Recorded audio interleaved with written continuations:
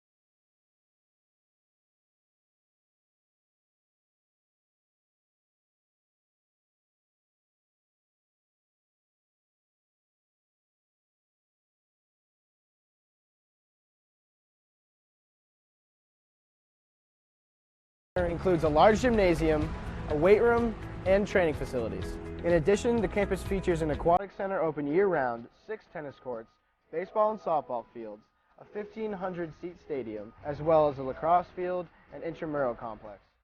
Need a break from studying? Head to Falk Theater and catch a play.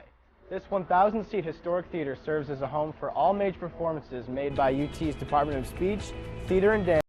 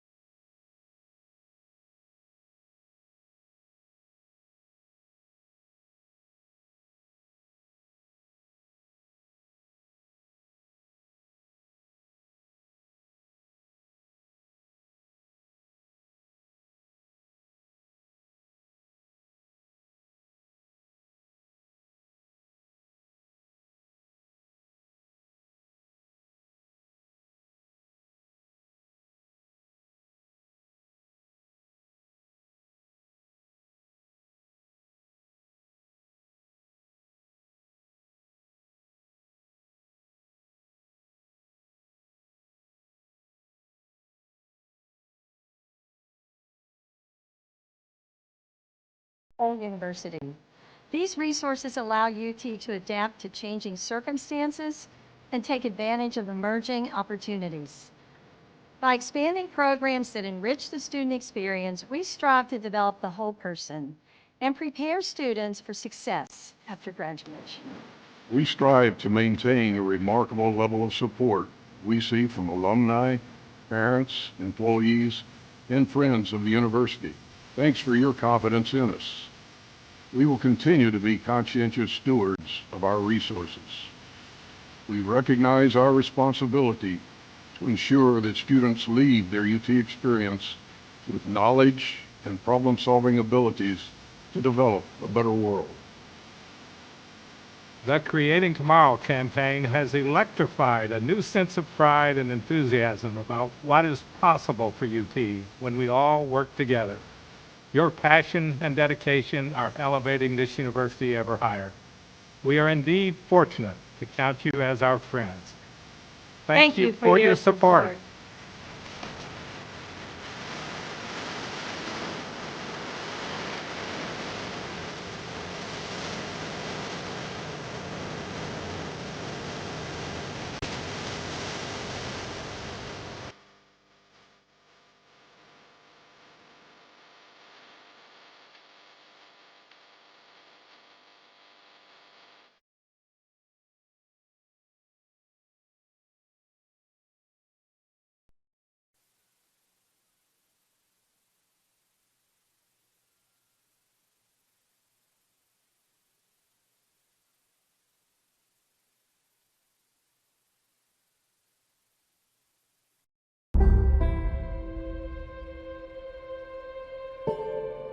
In the late 1920s, the prospect of a Hillsborough High student enrolling in college was bleak.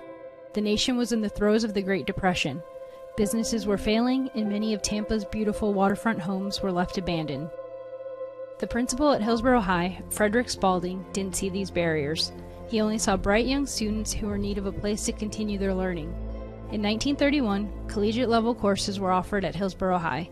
This would later become the University of Tampa. On August 2, 1933, Spalding arrived at the doors of Plant Hall with a 100-year lease from the city and a firm resolve, and with the turn of a key, opened the door to the University of Tampa. In its fledgling years, UT was fortunate if it could collect half of the tuition due from its students. It was only through the dedication of its professors, who worked without pay, that the university survived the Great Depression. Over the next several decades, UT grew slightly, enrolling up to 1,800 at times, starting several sports teams, and even began accepting students from other areas of the country. But in the early 90s, the growth seemed to stand still, even stop. UT needed new life, some passion. UT needed strong leadership. In 1995, Dr. Vaughn became president and UT began to transform. 1,000 UT students has become 7,200, and we are now entering our 17th consecutive year of record enrollment. All the while, UT's academic profile continues to increase. There has been $350 million in new construction since 2000. We have added 7 new residence halls, academic buildings and labs, as well as athletic facilities. Plant Hall even got new carpet and new windows. UT now has more than 3,000 events annually and 200 clubs and student organizations. We have won 13 NCAA Division II championships, and since 2000, Spartan teams have won 35 Sunshine State Conference titles. As a member of the University of Tampa Spartan family, you are a guiding force behind UT's remarkable success. We are alums, students, parents, and friends, and together we are changing lives. We are individuals, yet the greater whole is only complete when we work together. You have helped make UT a vibrant community with growing resources and a superior reputation. Just like in the beginning when professors worked without pay, the spirit of giving at UT remains strong. Last year, nearly $14 million was donated to the university by thousands of generous supporters. When we strengthen education, we strengthen our job force and our nation as a whole. Donations support academics, campus life, and a student's ability to afford an education. Your participation is what matters most and shows that our Spartan family believes in the future of UT. Whatever level of support, your gift is important to us and enables UT to provide the challenging, high-quality education that has defined our university. Thank you for helping UT achieve such great success.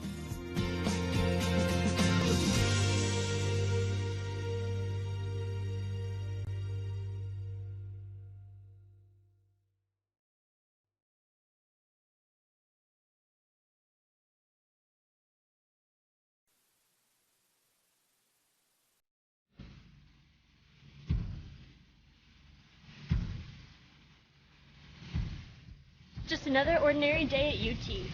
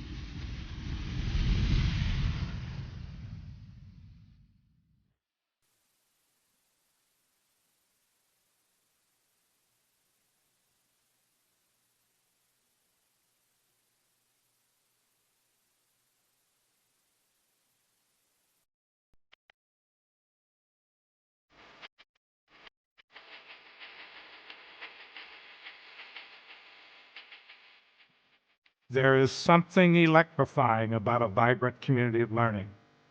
Providing new knowledge, reimagining teaching and learning, designing and reinventing the spaces where we learn, live, and work, attracting and inspiring the best students and faculty, engaging locally and globally.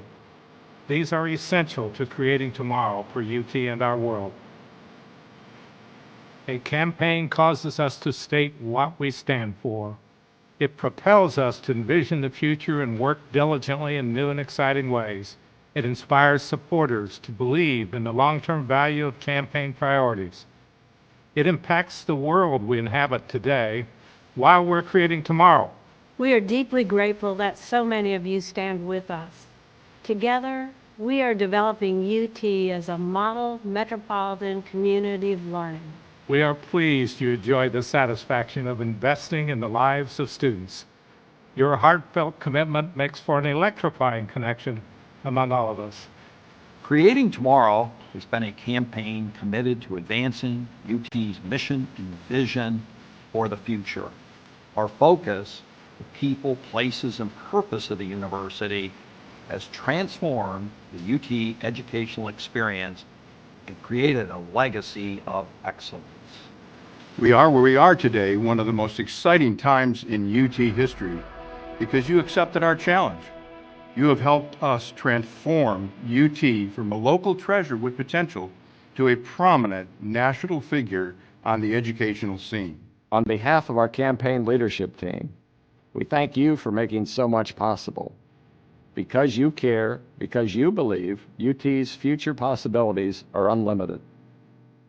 At the heart of our university are its people, our students, faculty, and staff who come from around the world and from different backgrounds to share a singular experience.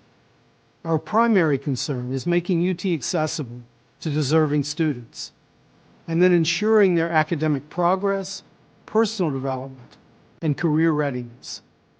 Your support ensures that a UT education remains within reach to exceptional students from across a wide economic spectrum. Currently, 92% of UT's almost 9,000 students receive financial assistance. The Creating Tomorrow campaign is committed to increase student financial aid and academic program development. UT's strong experiential learning program is nationally recognized for the variety and number of experiences that shape our students' lives. My UT scholarships are important because they allow me to focus on my studies and my future without the burden of financial struggles. I am currently a senior and have plans to attend law school next fall. This dream is possible because of the scholarships I've been awarded. Receiving financial aid has given me the time to compete on the cross-country team, become involved in student government, and to volunteer in the community. Each year, my scholarships have motivated me to achieve more academically. Thank you for believing in me. Creating Tomorrow supports an innovative campus that reflects our defining value of educational excellence. We have always considered our campus setting as a resource. The construction of modern buildings and facilities during the campaign has transformed the UT landscape.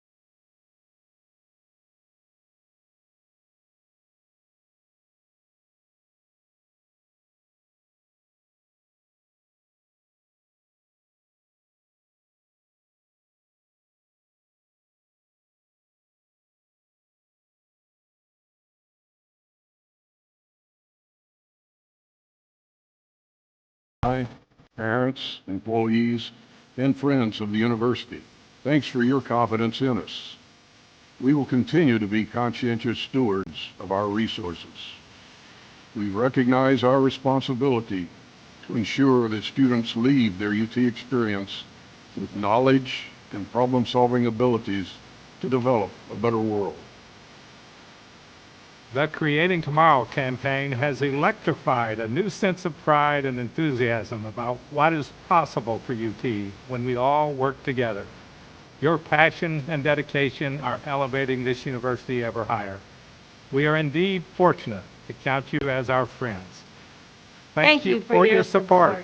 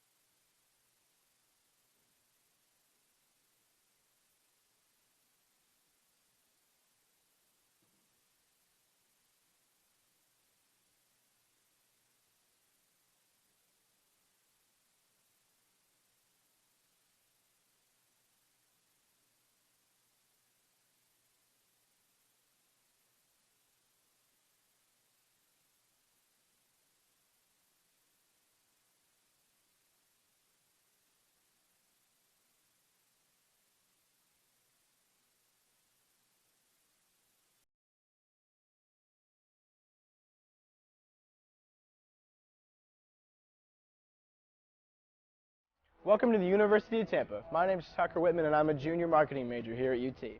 Today we're going to look at some of the highlights of our beautiful Riverside campus here in downtown Tampa. We'll start at Plant Hall.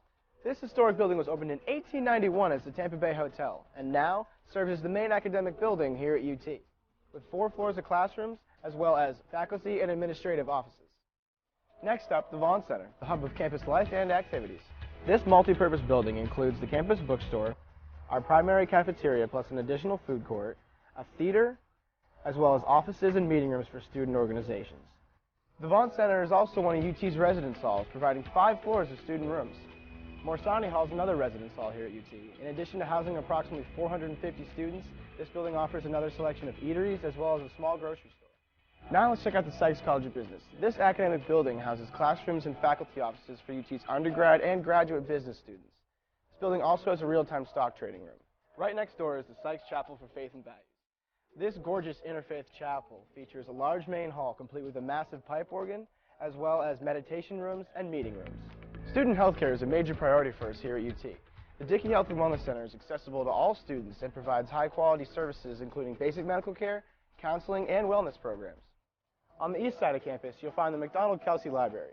Here, students can learn from a large collection of books, periodicals, and digital databases. They can also take advantage of our numerous study rooms and computers. The Academic Success Center is another great resource for students. This is your one-stop shop for academic advising, coaching, and tutoring services. Whether you're a seasoned athlete or just want to shoot some hoops, the athletic facilities here at UT are hard to beat. The Bob Martinez Athletic Center includes a large gymnasium, a weight room, and training facilities. In addition, the campus features an aquatic center open year-round, 6 tennis courts, baseball and softball fields, a 1,500-seat stadium, as well as a lacrosse field and intramural complex. Need a break from studying? Head to Falk Theater and catch a play. This 1,000-seat historic theater serves as a home for all major performances made by UT's Department of Speech, Theater and Dance,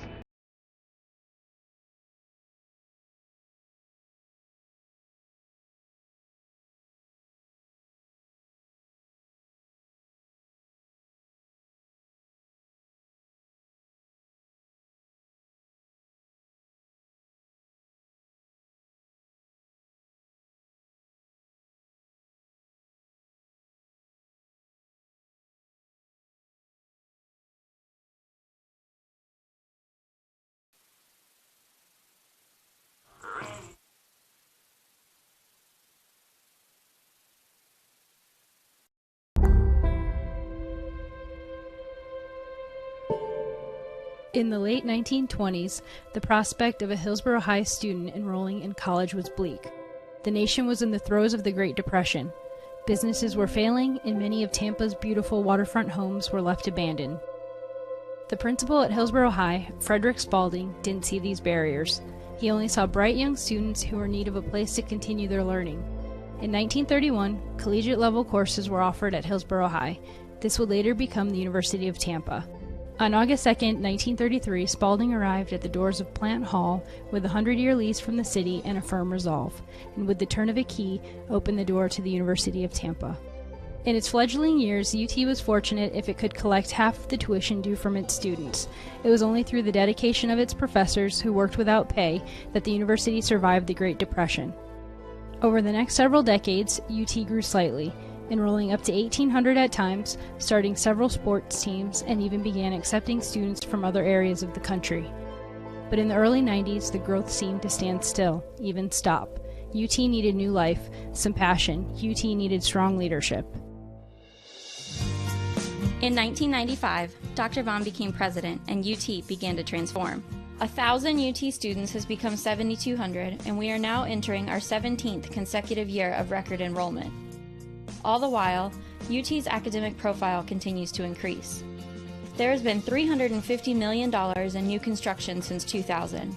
We have added 7 new residence halls, academic buildings and labs, as well as athletic facilities. Plant Hall even got new carpet and new windows. UT now has more than 3,000 events annually and 200 clubs and student organizations. We have won 13 NCAA Division II championships, and since 2000, Spartan teams have won 35 Sunshine State Conference titles. As a member of the University of Tampa Spartan family, you are a guiding force behind UT's remarkable success. We are alums, students, parents, and friends, and together we are changing lives. We are individuals, yet the greater whole is only complete when we work together. You have helped make UT a vibrant community with growing resources and a superior reputation. Just like in the beginning when professors worked without pay, the spirit of giving at UT remains strong.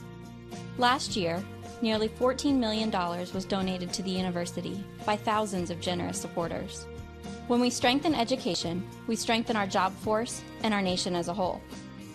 Donations support academics, campus life, and a student's ability to afford an education. Your participation is what matters most and shows that our Spartan family believes in the future of UT. Whatever level of support, your gift is important to us and enables UT to provide the challenging, high-quality education that has defined our university. Thank you for helping UT achieve such great success.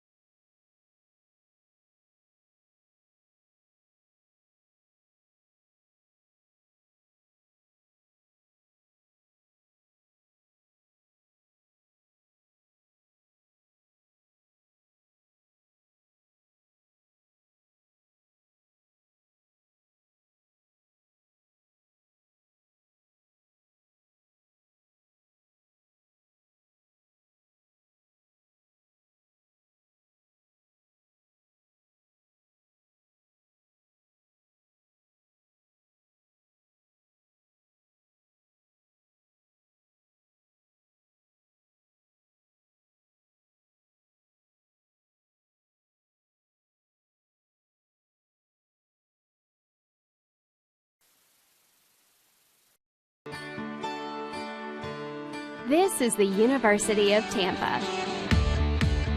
UT students travel from across the nation and around the globe to join a dynamic learning community. There are 150 academic programs, continuing studies for non-traditional students, and a highly ranked graduate school.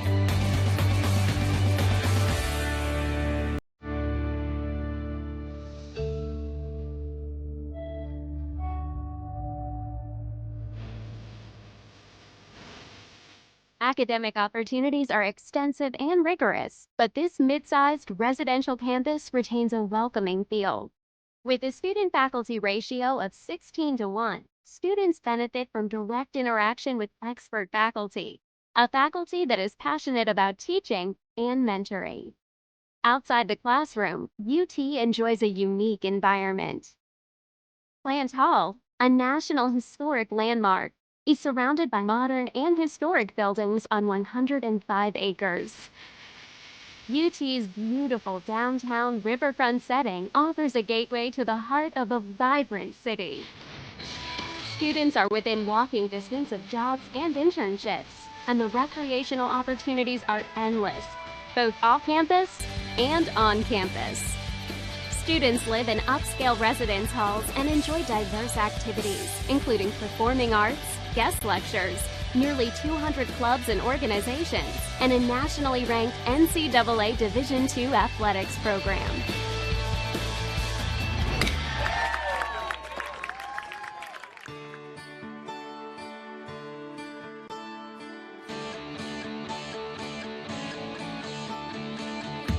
The UT experience begins with an innovative first-year program and continues with opportunities to challenge yourself in the honors program, to study abroad, to conduct research with faculty, to do an internship, to volunteer in the community, or to participate in multiple leadership programs.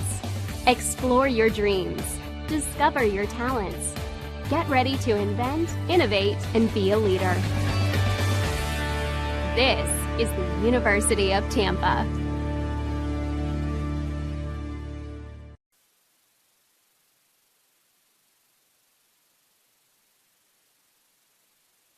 College sports. There's light at the end of the tunnel. A return to normal, and all we love about sports. You've instilled resilience, focus, and selflessness in us. We've put those lessons to work. We've found strength and unity in each other. You continue to take us places we never imagined. You bring out the best in us. So when we look forward, we see the light at the end of the tunnel. We see a better world for all of us and for college sports.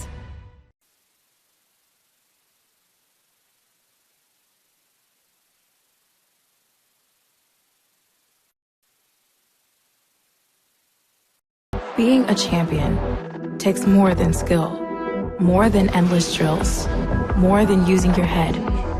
Being a champion takes the heart to give it your all, the agility to thrive from any angle, and the relentless drive to be the best. Welcome to Division II, where the pursuit is yours to create, and the question isn't, can you do it? It's, will you?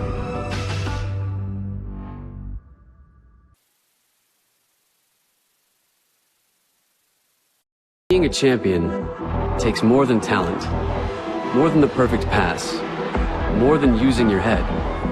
Being a champion takes the spirit to always push harder, the ability to overcome any hurdle, and the fire to be the best.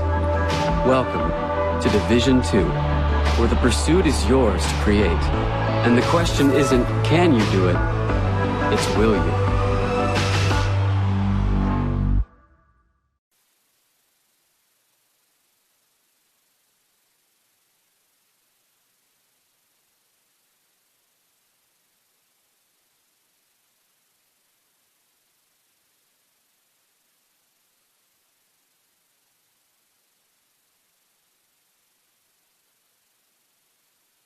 I pledged. I am an NCAA student athlete. And I pledge to be a champion of unity on my team, on my campus, and in my community. I pledge to embrace differences and strive for inclusion and collaboration. I pledge to stand against racism, hate, and discrimination. I pledge to strive for love, care, and forgiveness. I pledge to stand against silence, deceit, and obscurity. I pledge to strive for dialogue, truth, and understanding. I pledge to stand against fear and doubt. I pledge to strive for trust and belief in one another. I pledge to stand against complacency and stagnancy. I pledge to strive for change and growth. I commit to supporting my fellow student athletes in all circumstances that impact them. I commit to both choosing unity personally and encouraging it for all. I pledge these things because we are stronger together. United as one.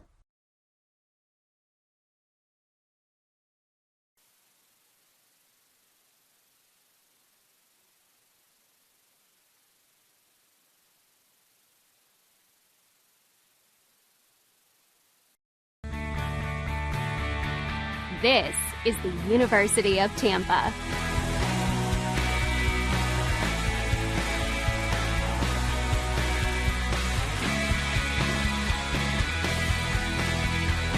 Explore your dreams, discover your talents, get ready to invent, innovate, and be a leader. This is the University of Tampa.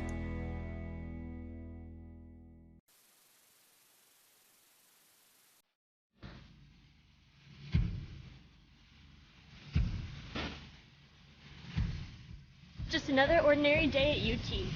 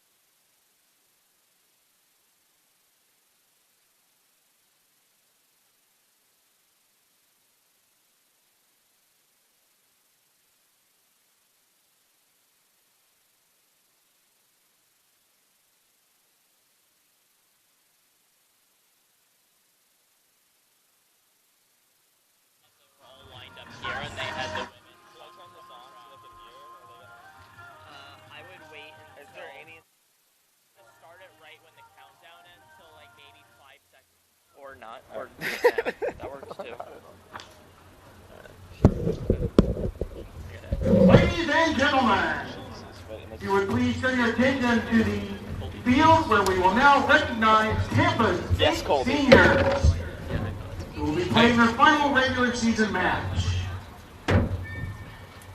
Our first Spartan defender has played in 29 career games, including 22 starts here at the University of Tampa. Last year as a junior, he earned the Sunshine State Conference Commissioner's Honor Roll. He is pursuing a degree in management, accompanied by Travis Foster and Jeffrey Nichols. Ladies and gentlemen, senior Ezra Nichols.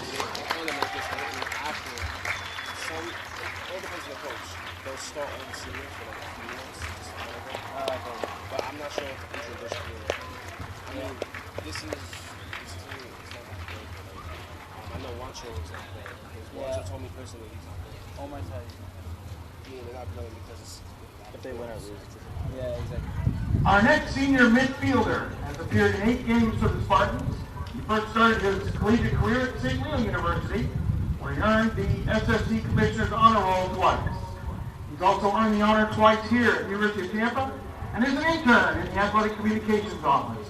He is pursuing a degree in sport management.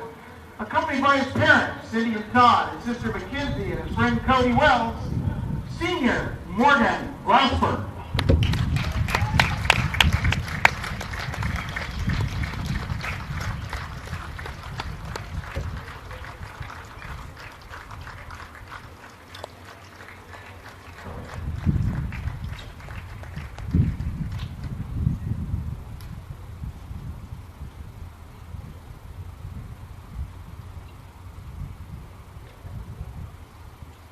I love senior night. I remember I did that for football. I had no idea what's going on.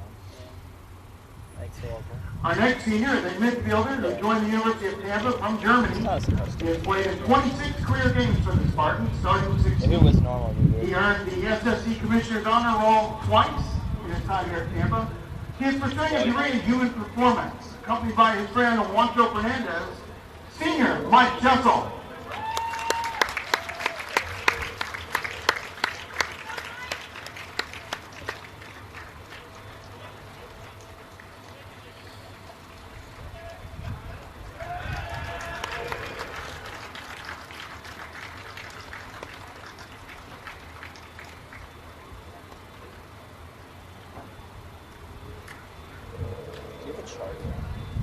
I have a block.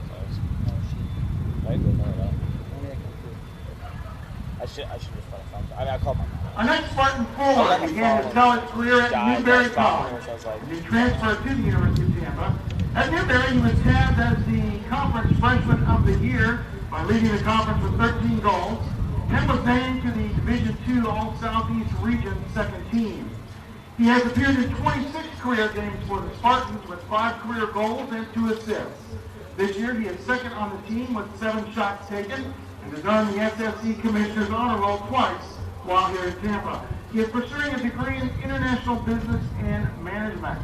Accompanied by his 2 buddies, Jack and Brian, senior Till Newman. So you will probably find me from the authority.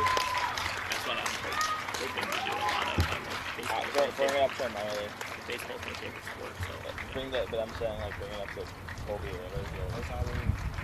There's no way he's not going to be done enough games. There's no way he's not going to have that out. That's kind of crazy way this series. Yeah. Did you work that song? Yeah, yeah. Yeah. Okay. Yeah, I know that. Oh, that's a cool one. I didn't know the next one. That was too much. Our next senior forward has appeared in 23 games, including 5 starts.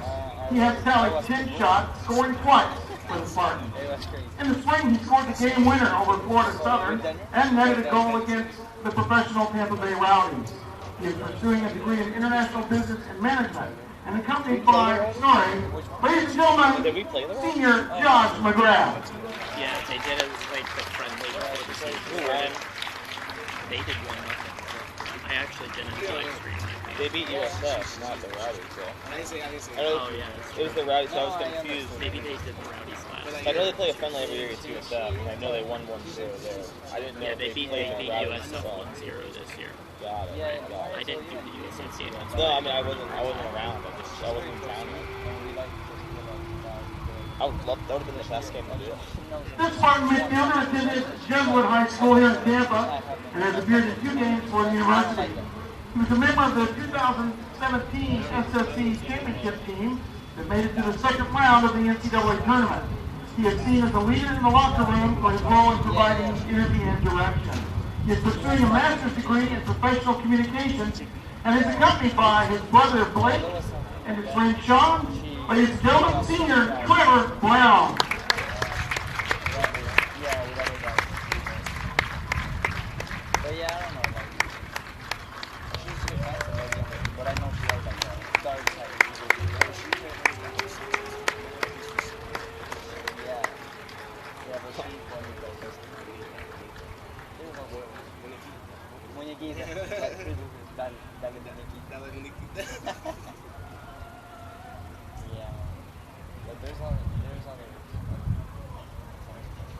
Is that text or just notes? That, responding to an email. I just got it.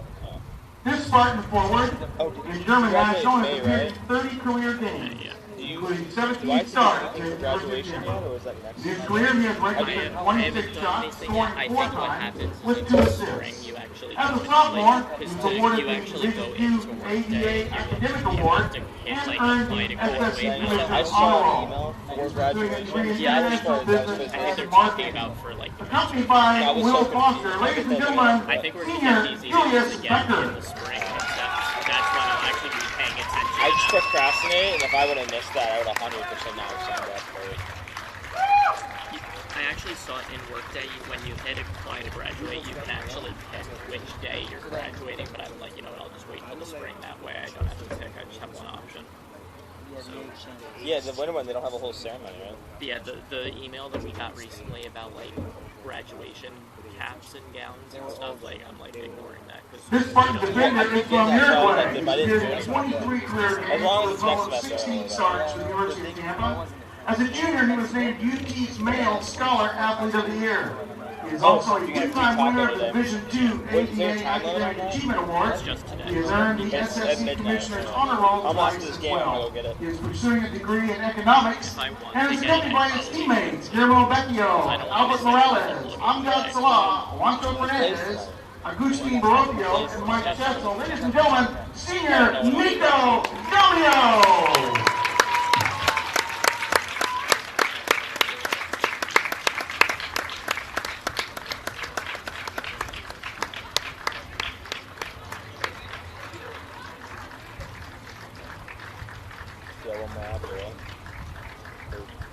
Left, I hope, considering there's only one other person. It is just bad. 10 seconds, we'll probably remember for a while. Yeah, but I respect him. I love it. It's weird. It's weird what you remember after you've done playing sports, dude. Like, it's the most random stuff, too. Our final recognition tonight is a senior defender who began his career at Frankfurt University, where he appeared in 33 matches for the Falcons. He then transferred to Tusculum for the 2019 season, where he appeared in 4 games. He came to Tampa in the 2021 spring season. He's appeared in 7 games for the Spartans. He's a winner of a D2 ADA Academic Achievement Award, as well as earning the SSC Commissioner's Honor Roll. He is pursuing a degree in cybersecurity. He's accompanied by his mother, Reverend Lamore. Ladies and gentlemen, senior Xavier Lamore. I was able to do it if I was done. I'm like, well,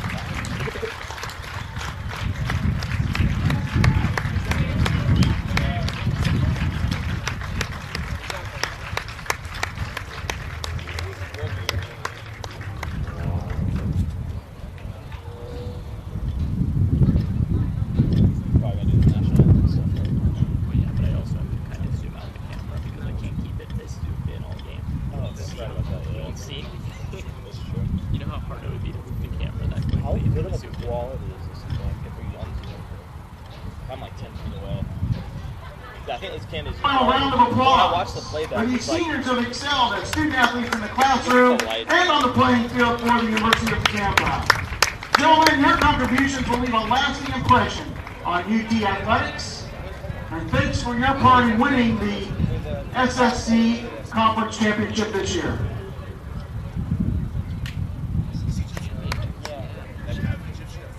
Yeah, happy to.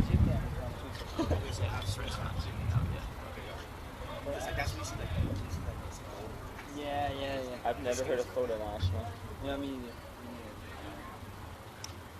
I don't think they're that good, but I mean, they're only gonna lose this one, but I think they have 73. There were so many more. It's not bad. I mean, we're 12-3, so we have one more loss, but we have what? Do the math. 5 more games. Yeah. There were so many more people here for the women's senior night because that was also Saturday. Literally, the stands were packed, at least on our side.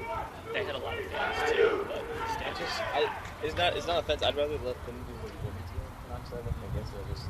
I can't read the numbers and I just don't know enough. I've done more men's games, so I can tell you about some of the people and stuff. I mean, if they need me, I'll do it. But I probably won't be here tomorrow night for the women's game. volleyball. Oh, the volleyball, yeah. Volleyball has their alumni weekend this weekend, so they have a match tomorrow night, Saturday at 4. Are you doing the volleyball? Yeah, I'm doing volleyball with 7. Cool. Thursday. That looks good, you think, Next right? Thursday, you gonna be here? No, I'm not doing soccer. Okay. This is your last soccer. You'll be here. I'll be here. Cool. You think that looks good? I think that looks good. This won't be my last one then. So I guess next Thursday is guaranteed, right? Yeah. Yeah, okay. What if there's regional? We gotta wait till things gotta happen. Yeah. If we win the SSC, do we guarantee you get a home game for a playoff game, or is that kind of just if we win the SSC tournament? Yeah. That I'm not aware of. Okay. Be careful of the wire, by the way. Yeah, the blue. Yeah, I like how they make it blue. Ethernet cables are usually either blue or gray. I don't know why. Really. It's just stand out, so you don't step on them. I generally blue think definitely stands out. Gray, I don't know about. Gray, I don't get it. I guess we'll just leave the headphones on because they're going to be. Oh, we have to do the national anthem. National anthem, and they still, at least the women, still line up and everything. So that should Because I lotion my hands, bro. Chill out. Because Gina and I were. I'm just gonna stay standing so I don't have to sit down again and then stand back up. And the refs are right here, and the captains are there. So.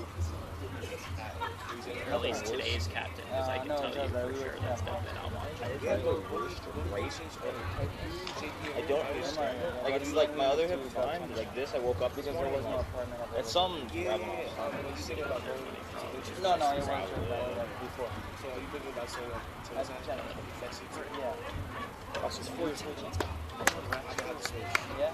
I'm gonna have to do it. What do you think about the game that you're going to football? Or let's say you're not a. It's good. Like I like living by my own. I watch No, I didn't. No, I it's get. weird because baseball's my favorite sport, but like football's a close second. You're talking to the family. There's nothing like football, so I watch as much football as I can. It's a different interest. Like I'll watch every bit. Like I watched probably like 100+ Braves games this year. If I could go to like a Buffalo Wild Wings or Hat Tricks or something like every Sunday, and where the Sunday ticket was, where I could watch like every game on all these TVs. Oh, you have my number. If you ever want to go to Buffalo Wild Wings, I've been to Buffalo Wild Wings twice already, and it's been what 8 weeks. So I've been there. If I don't have what's the national anthem? Oh, no anthem. Yeah. I'm about to say.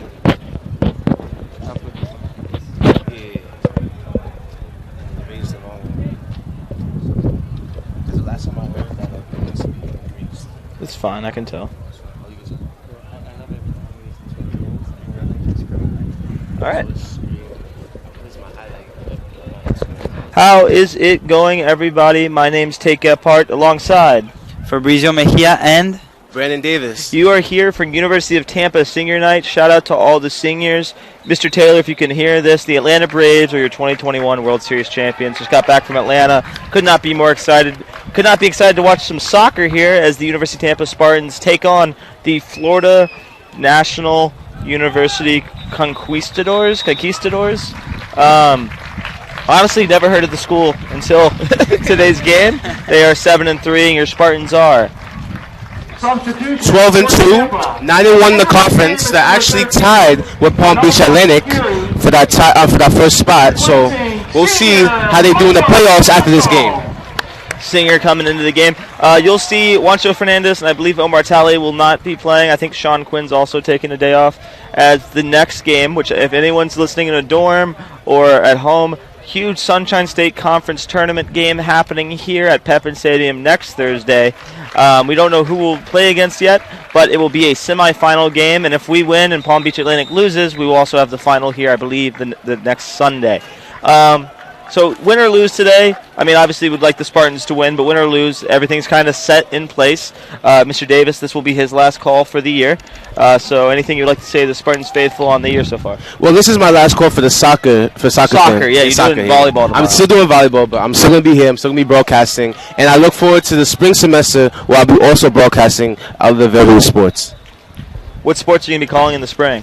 Well, it's not determined yet, but definitely Tom Colby will definitely get me in doing other sports. You know, it's all about versatility in life. Always be versatile. So, cool. You know, perfect. I'm definitely going to be doing probably either baseball or softball, wherever they need me. So they need you over at softball. We'd love to hear your voice. I love there. softball. Nonetheless, Spartans have the ball, doing well. Mr. Fabricio Mejia, how have you been doing? It's been a while since I've talked to you. Yeah, very, very good. We're happy just for a seniors night. It's going to be amazing.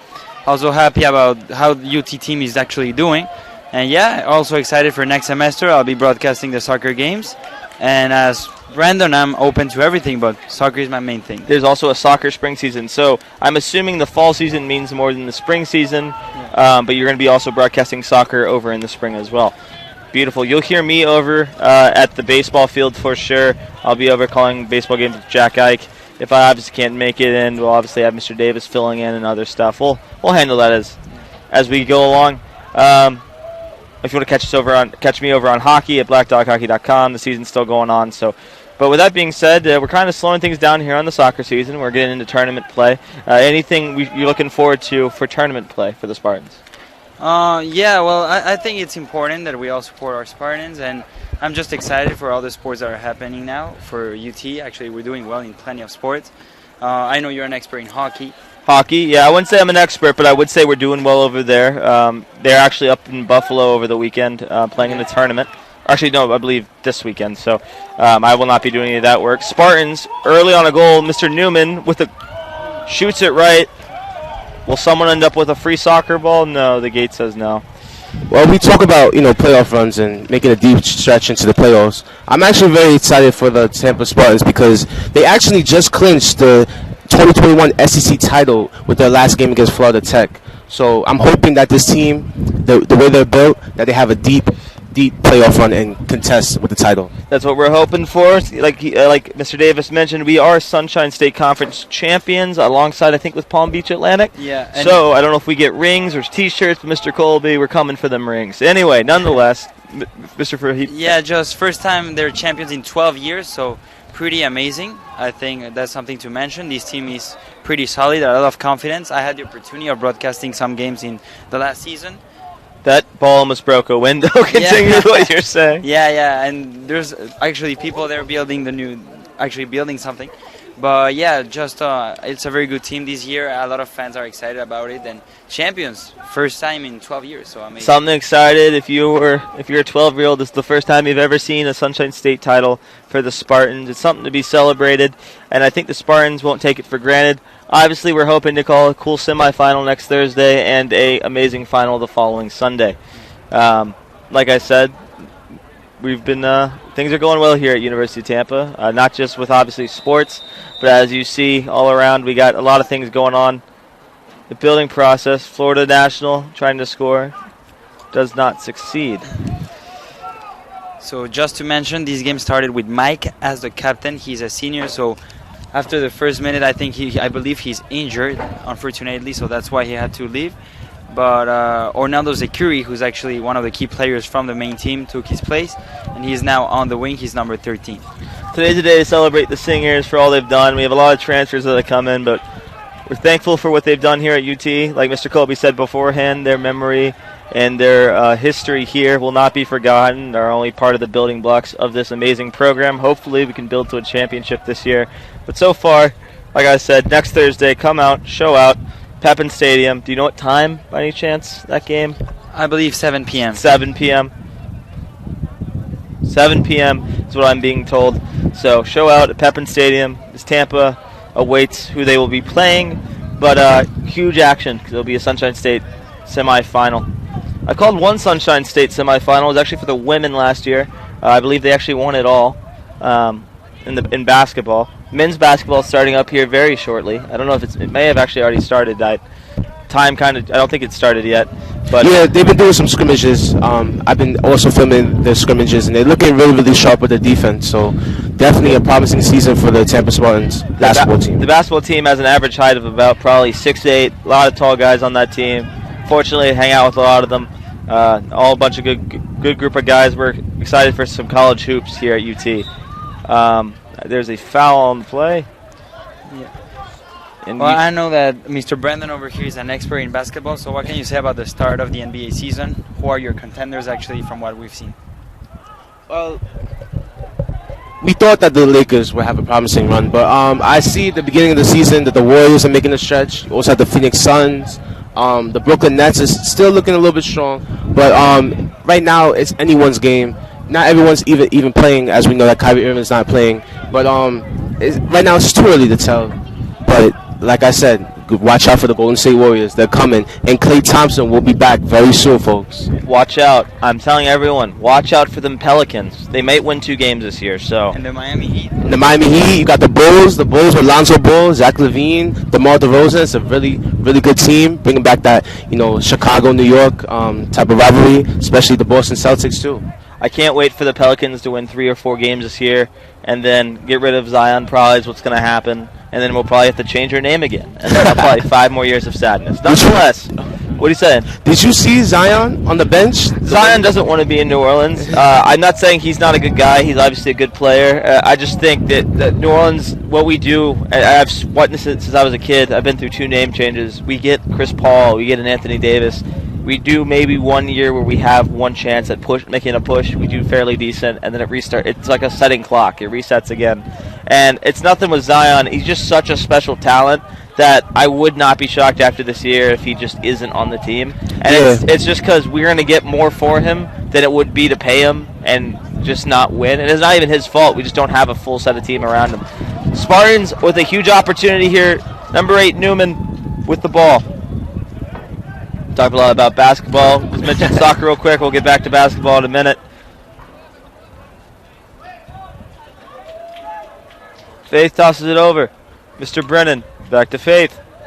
The man on neon cleats kicks it on over to Nicholas. Nicholas tosses it over to Newman. The ball has a little too much speed as the wind pushes it out of bounds. Yeah, it would be remiss of me as a journalist not to mention this, but there have been some sources saying that Zion Williamson and his family have been having some tension with the New Orleans organization. So, and I hate to interrupt you. My issue as a Pelicans fan about stuff like that, because it could be his second cousin who said something to a reporter. It could be his dad, which could be useful information. Kind of seeing that with Odell Beckham Jr. right now. Odell Beckham Sr. posted stuff saying not being thrown to. But it's also like, how much does your family speak for you? I know it's your family and they may hear things, but it's also like, I don't know. I think it's just there's a 24-hour news cycle on ESPN, just like everything else. And if they have a dead hour and that's something they heard, it's just something to talk about. I don't think that's wrong. I don't think Zion wants to probably stay in New Orleans. I think he's committed to his team, but I just think there's not going to be a win. We're not going to win a championship, and it's not because of Zion. It's just I just don't see it happening. Would you say him showing up, even though he's injured with his foot injury, but would you say that him showing up overweight is a sign that he does not want to be in New Orleans? No, I don't think that, and this is the reason why. As someone who's trying to go to graduate school at LSU, the reason I didn't go to undergrad there wasn't because I couldn't get in, or it was so I didn't gain 500 pounds. Louisiana's culture with their food, it's tough not to gain at least a minimum of 150 pounds. It's just something to do with Cajun cooking. It's fantastic food, and it's just, you don't think about the weight until it's already hit you, so it's, I don't know. We knew it was going to happen when Zion went to New Orleans. It's a bunch of good food. So, yeah, I mean, obviously you don't want that to happen, or you don't want your, players to come in overweight. But it's one of those things where it wasn't even that. I don't think we have pieces to build, and he's too good of a special talent to just sit on the New Orleans sideline. You'll see a lot of load management, I promise you, as the year goes on. he'll say he's fine and that they're saving him for some playoff push that we're never going to make. So, nonetheless, I think he'll end up on the Knicks in like 3 years, or potentially like Los Angeles if LeBron's still kicking. So. Tate Gebhardt here, trying to have a R.J. Barrett and Zion Williamson Duke reunion. I don't want that to happen. I just know what's probably going to happen. And honestly, as long as, like, AD, I was happy with the AD trade because we got things back in return. If he would have just walked, I would have broken my own TV with my face. Wow. So if that happens with Zion, I think a lot of people in New Orleans will immediately give up on the Pelicans. I mean, we already have the Saints, so it's like the Pelicans are already fighting for their life for relevancy. If we don't get a massive haul for him and he just walks, I could be done. Yeah. Nonetheless, Spartans are charging here on senior night, looking for an opportunity here early on. Ball middle, and Florida National and these bright yellow mustard uniform jerseys. Interesting choice. It looks like they're doing a sponsorship for McDonald's. Nonetheless, they are not, or at least to my well-knowing. I didn't know the school existed till 5 minutes ago. But, welcome Florida National fans on the broadcast or anyone in attendance here today. Fabrizio, your thoughts in the early first half? Well, I believe that the Spartans are now being conservative. Of course, they know it's senior night, but also they're all having fun. I understand that this is a game of having fun. They have a lot of offensive players. We can see actually 4 attackers now, with Teal Newman actually adding himself as one of the offensive players and keeping the defense quite quiet. We can see also that Florida National is actually just defending and trying to wait for the ball to come back and form a counterattack. But I would say that this is just a chill night for both teams, and I understand that the Spartans are having fun and that they are actually touching the ball with a lot of efficiency. I want to quickly say thank you to all the singers real quick. I'm going to go through by name and wish them well after this attack ends. Is it a foul on Florida National? Yeah. You know what? Actually, we're going to do that at halftime when we have some dead time. We've talked a lot about basketball, which I love doing, but we are in the middle of a soccer game. Mr. Newman, number 8, I don't know what I just witnessed. I wanted to comment real quick on what Fabrizio said about, Sure. it being a chill night. Because I actually talked to Juancho Hernandez, number 9, the captain we know. I spoke to him last week, and he said, he wasn't sure if he was going to play, and evidently not. He's not playing right now, but he said that coach wants to save his star players. That way they have a good playoff run, and they have enough rest for the next playoff game. Very well said. I think that's a smart move by the coach. Win or loss this game, I mean, all games matter, but really this game has no precedent. Ball shot off the shins of a Florida National player. Florida National is on a 2-1 push. Goalie is far back. If I'm assuming Florida National would have noticed, they would have tried a long kick. Fantastic defense, but I believe that's Salah. I could be wrong. My numbers. I'm God Salah. Yes, you're right. Great coverage defense from him. I don't think he's playing in the defensive position today. I believe he's a forward, but great run from him. Huge missed opportunity by Florida National. The goalie was playing high up, so if they would have just put it on over, I think it would have been a 1-0 game, but still tied. Yeah, that's what I wanted to say. Actually, Salah with a perfect defensive coverage, but also I think the attacker didn't take the right decision. In the end, he's the player that actually lost the ball. So a huge play, a huge opportunity also for Florida. Ball across. Spartans looking for a goal here early on. 31-24 here in the first half. Spartans are tied with Florida National University. That name still gets me confused because it just doesn't make sense. Like, Florida is a state, so why would it be? That's not important. It's just... Yeah, because don't we have Florida State University? Well, but it's just like Florida International makes sense because maybe it has a lot of international students. Like, that, I don't even know the reason behind that, but that somewhat makes sense. Florida National doesn't really... Like, what's it? Unless I'm missing out on something that maybe there's national schools and that means something, like, educationally. But nonetheless, Florida National University... I always say this wrong. Conquistadors. There's a shot right here. I'm God. Ball in the air, and it will be FNU ball. But yeah, no, they're the Conquistadors facing on the Spartans. I always like doing this. Fabricio, Mr. Davis. If the two mascots were to go off against each other in a head-to-head matchup, who would win in your eyes? Well, you have the Spartans, their reputation, but you also have the Conquistadors, and Conquistadors are like the Spaniards. Sure. Well, I would say. So is Spartans. this Sparta? I would say the Spartans. I'm so biased to nice. Spartans, Conquistadors, that's a really nice name, I would just say. I'm just going to break the news to you guys. Every time we play this game, it's going to be the Spartans. I don't really care if they actually has a shot. That's the fun part of this. We get to make things up as we go. Nonetheless, ball was kicked up and over the net. Spartans will be kicking it from the net. We'll do a thank you to the seniors at halftime when we have some dead period to wish them thanks. Number 34, Zach Barr, is the goalkeeper tonight. Cleveland, Ohio native. I haven't talked to him, but I would imagine he's a huge fan of Jake Paul. Actually, speaking of Jake Paul, I believe he's coming to Tampa. He is coming to Tampa. Yeah. He's facing Tyson Fury, I believe, December 18th. I'm going to take a wild guess. It's going to be at Emily Arena. Ball in. Ball in Great the middle. Clearance. Good clearance by the Spartans. But yeah, no, I'm excited for that. I don't know if I'll be in town.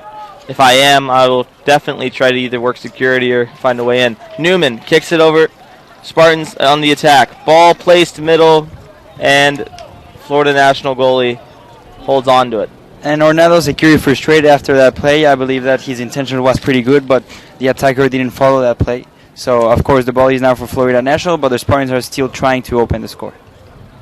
Spartans looking good today. A lot of the offensive attacks obviously have been balls hit as high as the building is made. But Spartans are doing good so far.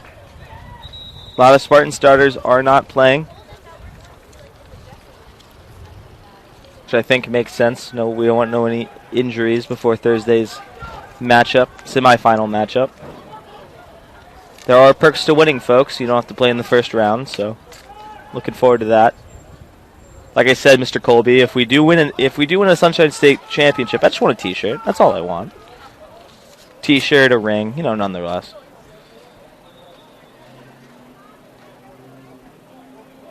Camera guy was talking. Tonight there is some Thursday night football action happening between the Jets and I believe the Colts. Should be an interesting one. Spartans attacking. Florida National says no.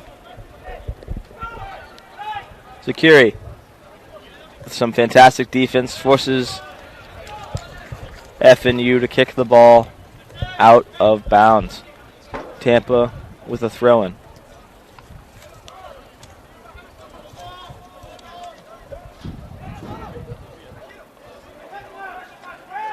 Fantastic defense by the Spartans. Good communication, I would say, by the Conquistadors. And I want to mention something. It's quite funny. They're the Conquistadors, and their communication is in Spanish. Actually, they're the first team that I see from Division 2 speaking Spanish. They are not a part of the Sunshine State Conference, but I believe they are.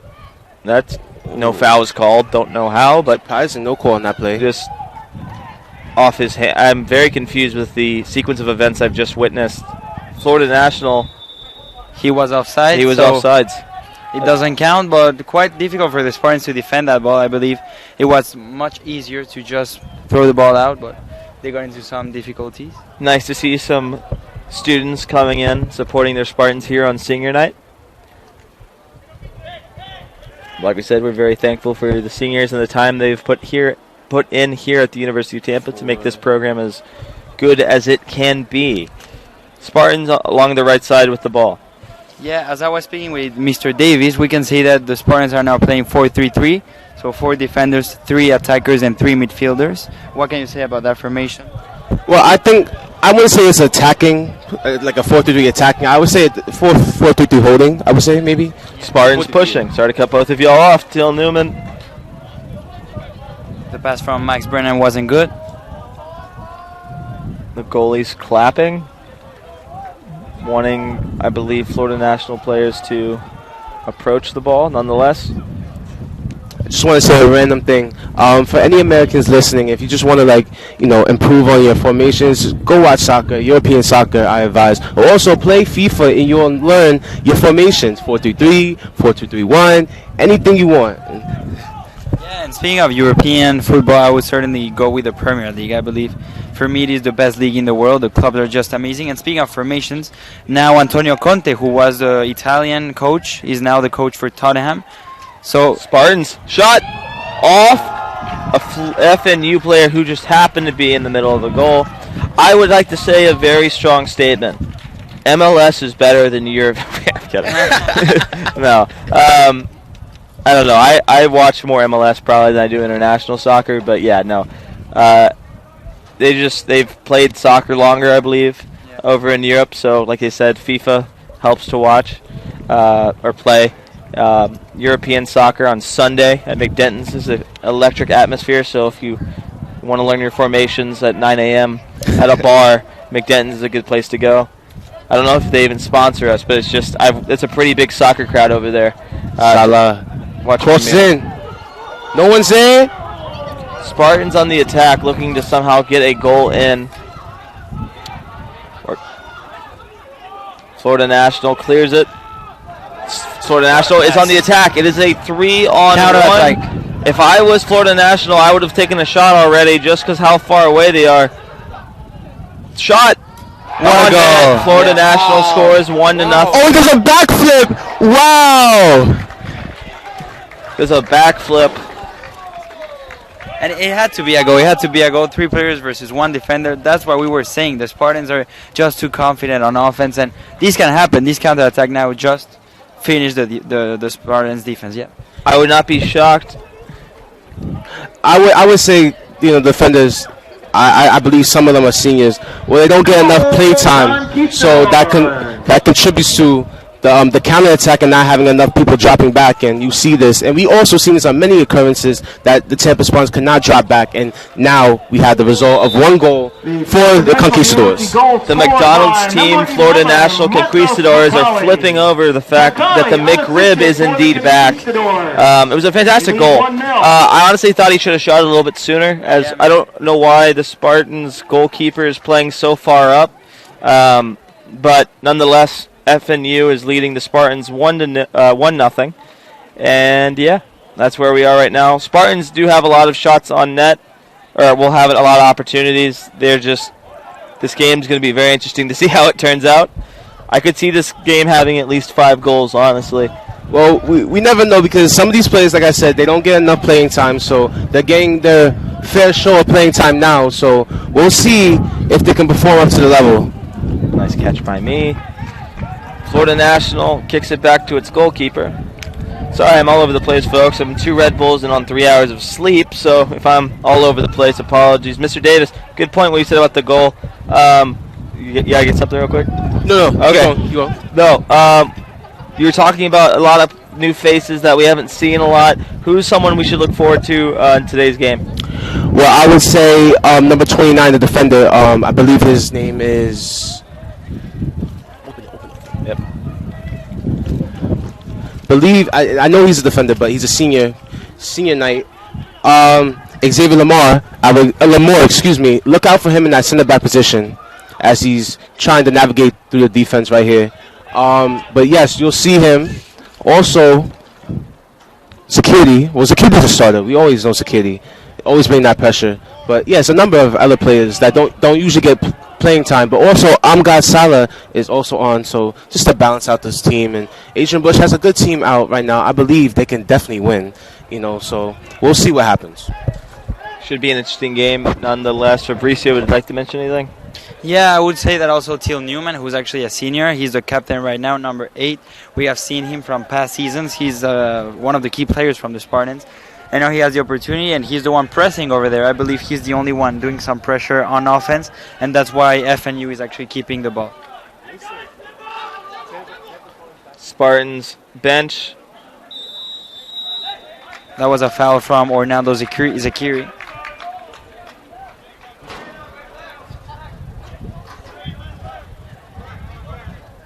And I know that this game is to honor the seniors, but if you were the coach actually right now, Tate, I would like to ask, would you get some players that will actually get a shot for the next game? Well, as someone who rode the bench in multiple sports, no, I don't know. I like seeing, just think of it on a realistic stance, not even in a soccer stance. Like I said, I've only watched a lot of MLS soccer as of the last 3 years, so my soccer experience isn't completely vast, but just on a coaching player, on any sport perspective, you've already clinched.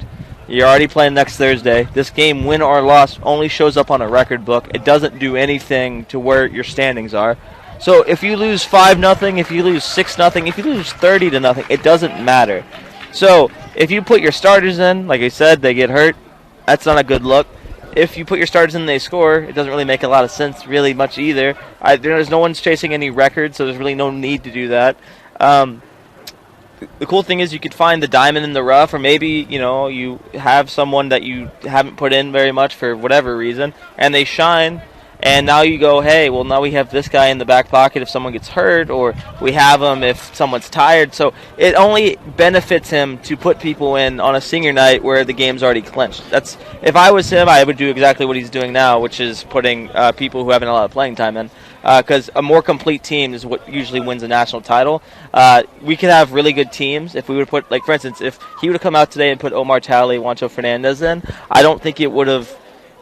I think it's not going to make as much of a complete team. So if you don't have a complete team down the home stretch, I equate it to baseball because I know it better, but same with the Braves. There's people that he put in early on after we clinched, and it's like they ended up being the key pieces that actually won them the title. So in any sport, it's nice to have a full, complete team, and I think we're going to see some cool added pieces for this tournament run here next Thursday. Yeah, I agree on that totally, and I also believe it is better to lose a game than losing a player. And like you said, they're just about to play one of the most important games, but quite surprising, Carlos Ledon, who's actually... Well, I'll let you for this one. Yeah, sorry. Florida National trying to score, make this game 2-0 here. Ball is pressed to the right corner.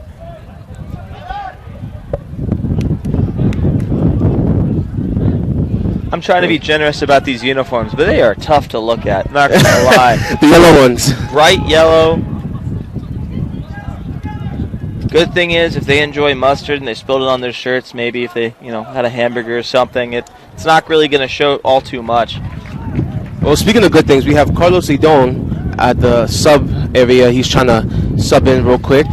Coach trying to make some game time decisions halfway through the first half. We'll see how that goes.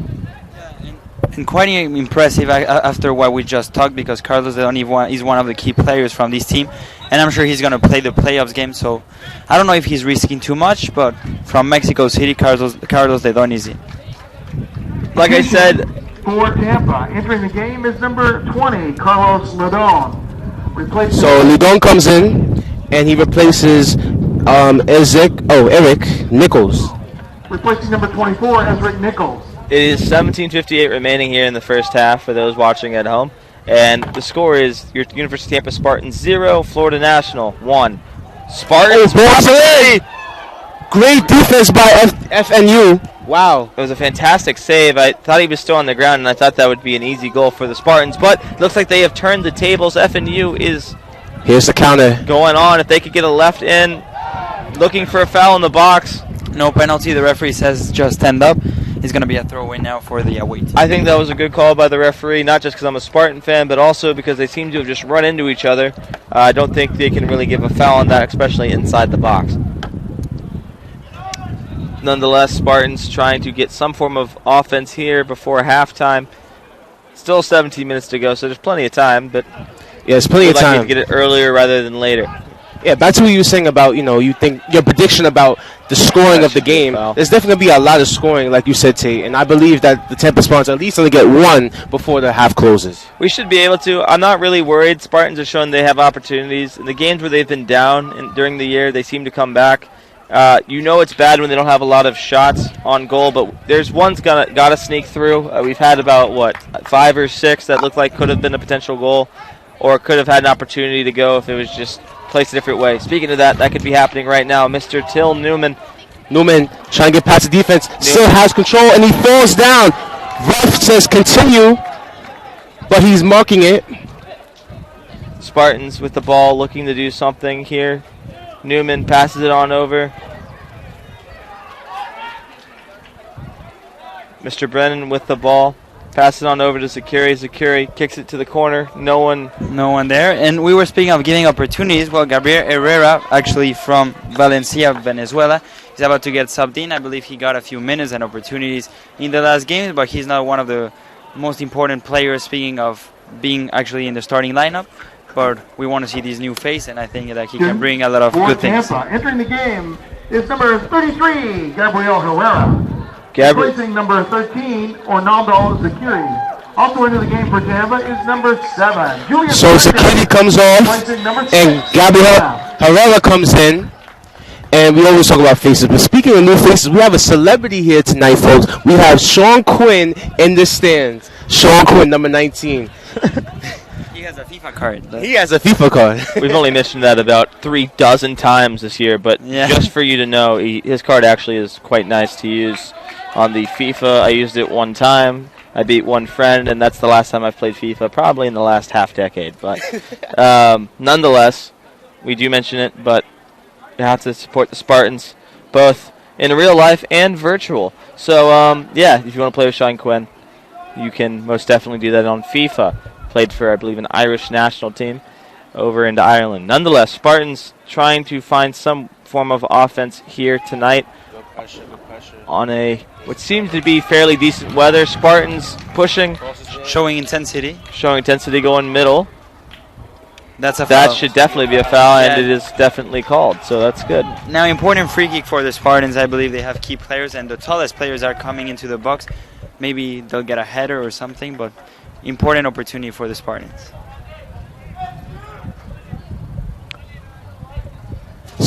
This free kick here, watch out for Faith Azig, 6'1" forward. He might be a target in this play. Spartans looking for the kick. Takes a step, kicks it, middle, line drive. Looking for As you can see, the defender was hugging him as he knew that he was the primary target of that play. FNU tries to find a way to press the ball forward. That should definitely be out on FNU, and it is. And good first play also by Gabriel Herrera, getting an opportunity there. He covered the ball, and now the Spartans take the ball back. FNU having a strong attack here so far in today's game. Oh, watch out there. Oh, what a save. Fantastic save. Risky move by the Spartan goalkeeper. Another ball probably hits a construction dude in the head. That is indeed why they are wearing helmets. Well, for probably a number of reasons, but that's another one. Flying soccer balls are a big occurrence. The Big Blue building has eaten multiple soccer balls throughout this year. I've seen no less than at least 9 go in. I'm amazed no glass has been broken, and if it has, we just haven't been informed. That's a really interesting take you said, because I feel like the construction workers, when they come into their shift maybe at like 5, 6 a.m., they probably might be taking these balls as a souvenir. They might be, or maybe they have someone over the athletic department. Look at the goalkeeper. He could shoot, but I think that one was tough with the defenders. Spartans looking to score here. Ball cross headed by FNU. He could have shot. I think it's from our angle, it looked more of a possibility. I think there's a defender slightly in his line of sight. But yeah, a lot of both goalkeepers are playing fairly far up tonight, so I wouldn't be shocked if we saw a long goal here tonight. 12:30 remaining. Spartans are down 1-0 here in this senior night soccer game that is occurring. And speaking of new opportunities, also a freshman is about to come in. Connor Andrews, number 28 from Cincinnati, Ohio. He gets an opportunity, and it is number 31 taking his place, Morgan Vaspier. Is number 28, He's a senior too. Replacing number 31, Morgan Brasper. Never got to ask him if he enjoyed Skyline Chili or not. I know it's a stereotype of Cincinnati, Ohio, but nonetheless, I've wanted to try that place for a while now. Nonetheless, Spartans looking for offense, trying to find it wherever they can get it. Oh, fantastic from Gabriel, but he lost the ball. Spartans looking for just small opening. FNU trying to find any way to keep this lead intact, as this would be a big win for FNU.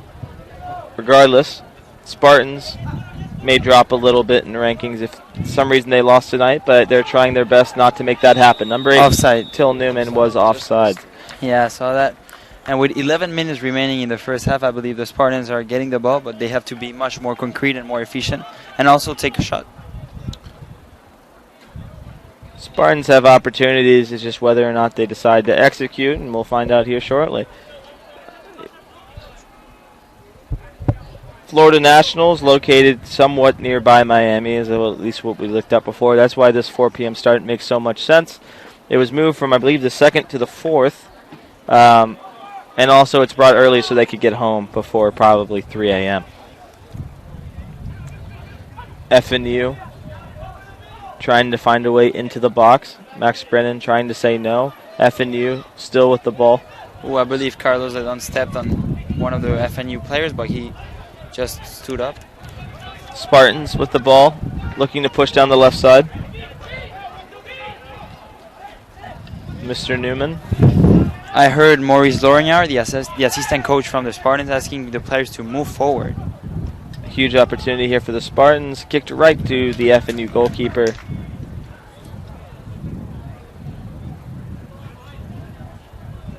Speaking of the assistant coach, did you guys see that video on social media with Coach Bush and his assistant coach having a moment after they won the SEC title?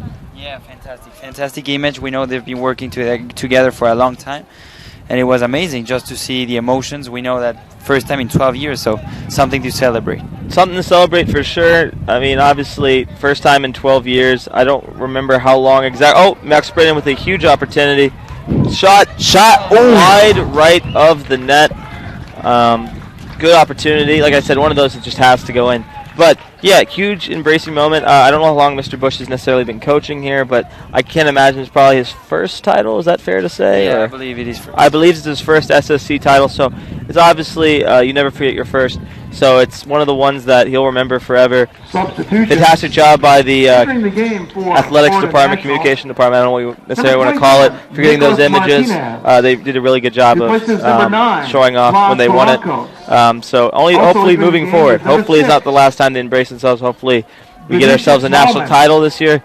We definitely have the skill and the talent to do it.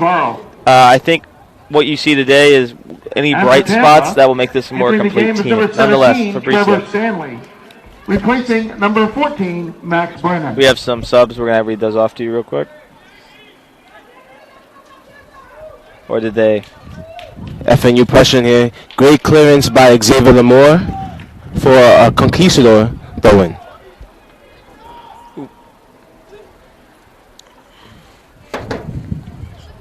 It's not a sunny day. It's an interesting cloudy day. Wind a little bit. If you wore a hoodie, it would make sense. But I wouldn't say it's necessarily sunny out, but I wouldn't say it's bad either. It's an interesting day for some soccer. FNU with the ball, pushing to the left side. Spartans trying to find any form of offense. Great pressure here from the Spartans, giving it back to their goalie. That way they could regroup. FNU's goalie left-footed. I'm actually left-footed. It's a random fact. It's a random fact. Good to know. Good to know. Well, you're either left-footed or you're right-footed. There's only one of two options. Or I guess you could be ambidextrous, but. Great pressure here. Oh, through the legs of a Spartan defender. Wow. Fantastic through. I don't know It's how. across. Huge opportunity for FNU, and just. That was amazing. An amazing play there on that wing. I believe he took two players off, and then the ball was actually pretty good, but the attacker wasn't there at the specific moment. A disappointing run from FNU, but had great promise. So Salah will actually come off, and I believe for the Spartans. 5. Entering the game is number 5. So we don't actually know who number 5 is because it's not on the roster sheet, but Trevor Brown will come in now for Amgad Salah. Salah was brought in as a starter to try to get something going here, but evidently not. He could not, and he will be rested for the rest of the second half. Spartans looking to somehow steal the ball. Huge opportunity. Kicks right to a Spartan, looking for Newman middle. Mr. Brown with the ball. Ball's kicked middle. FNU steals the ball. Spartans having a hard time with FNU's offense so far tonight. have. It would be fair to say they've had more shots on goal than the Spartans have had. You have 6 minutes remaining here in this first half. FNU leads against your University of Tampa Spartans 1-0 here on senior night. Not a lot of fouls called in today's game. A lot of Spartans games, usually there's a lot of fouls being called. I would say one of the fewest called foul, or one of the cleanest first halves I've seen as while I've broadcasting. Yes, I would like to add, the course of the game has been very fluid. No bookings at all, surprisingly, as we close in almost 5 minutes now. Still no bookings. I would like to mention number 8, Tomas Brancos, for the Conquistadors, making really nice runs, has nice dribble and touch. He's also on the other end, on the right side, so look out for him.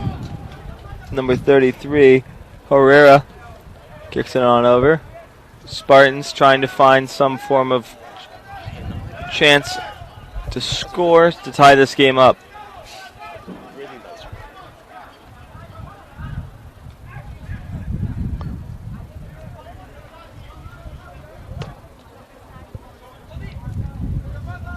Actually, a very good attendance today. Speaking of being a Thursday. Yes, and here's the counter here. Great pass to his teammates. Shot, knuckled. Wow, an ambitious shot on that one. That is illegal, so watch out there. Oh. What? The volley. Oh. Yeah, so very interesting format sequences. We're going to toss it over to Fabricio to explain what you just witnessed. Yeah, one of the most complicated rules in soccer. Actually, the defender cannot pass the ball to the goalkeeper and take it. Like, he can't actually take it with his hands. Yeah, with his hands. He has to use one of the foot. And so that just happened. That means it is an indirect free kick. So they have to do a pass and then actually do the action. Quite interesting. That doesn't happen very often. But the opportunity wasn't actually good for an edge. Substitution. It kind of looked to me like a lacrosse match. Lacrosse, you're close to the penalty box and you'll probably shoot it. So it kind of looked like that. It was really reminiscent. Spartans with the ball, pushing up the right side, looking to tie this game up with 3:46 remaining here in the first half. Nice move on the outside by the Spartans. Spartans pushing, going forward. If that ball had gone through, it would have been a beautiful chance on a shot. Newman with the ball, passes on back. Spartans, FNU steals it. Spartans steal it back. Things are getting a little bit more action here. Back to Newman. Newman kicks it through. Carlos Lindon there. Lindon with the ball. I believe FNU wants to just keep the advantage for the halftime. They have all the players defending now. No one is actually in front of the midfield. Spartans trying to find the through line. Trying to conquer these conquistadors somehow. The assistant coaches yelling at the Spartans, be aggressive, try to get through this defense here as they just keep going, passing back and forth. Spartans with the ball up the right side. Now he's saying get down the pitch. Pushing middle. FNU says no. Ball will go out of bounds. Spartans will have 2 minutes and 25 seconds remaining to get a goal here in the first half. Ball centered middle. Ref, no call. No call. Spartans Stanley kicks it on to Ozigi. Ozigi kicks it middle, looking for a header or some form of Spartan to find the ball. They are not successful. 2 minutes remaining here in the first half of this senior night for the University of Tampa Spartans. Yeah, I believe what the coach is complaining about is that all the Spartans are waiting for the ball and the ball is not getting there. And when it is just deflected. It isn't very efficient. Opportunity here for the Spartans. Newman with the ball. Sorry to cut you off, Fabricio. 8 kicks it on over. I believe that is... Again, the communication from the conquistadors, as we're communicating in Spanish, not always everyone can understand, but I did pick up, I think they said fuera, means leave, go away, so that was great communication by the conquistadors. I think the conquistadors also have their starters in, so like I said, a lot of these players for the Spartans haven't played this many minutes in a game, or at least at home that we've witnessed. So I think it's a little to do with communication, also to do with the fact that their starters are playing. So it's tough to compete when you have good communication and you have good chemistry. 1 minute. 1 minute remaining. 1 minute remaining. Great defense here. Spartans are trying to push it, trying to see if they can sneak a goal in. Good move by the Spartans. Fantastic. Spartans, fantastic play all around. Still 45 seconds. Newman with the ball, trying to see if they can get a goal in. It's not over till the final whistle, folks, as we saw Juancho Fernandez get a goal at the last second before halftime in a game earlier on in the season. Brown with the ball, 25 seconds. Ozigi holds on to it. I don't know if they're going to try to go to half with it. Ball backspin. I don't know if that was intentional. Nonetheless, it looks like we'll go to halftime. 10, 9, 8, 7, 6, 5, 4. And your University of Tampa Spartans will head to halftime down 1 here on senior night against Florida National University. My name is, of course, Tate Gephardt. Alongside Brandon Davis. And Fabrizio Mejia. We will be back after these short messages and halftime.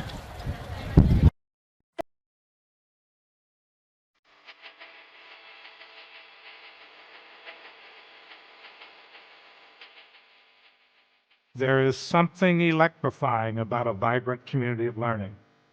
Providing new knowledge, reimagining teaching and learning, designing and reinventing the spaces where we learn, live, and work, attracting and inspiring the best students and faculty, engaging locally and globally.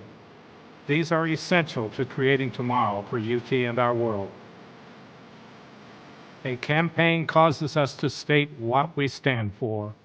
It propels us to envision the future and work diligently in new and exciting ways.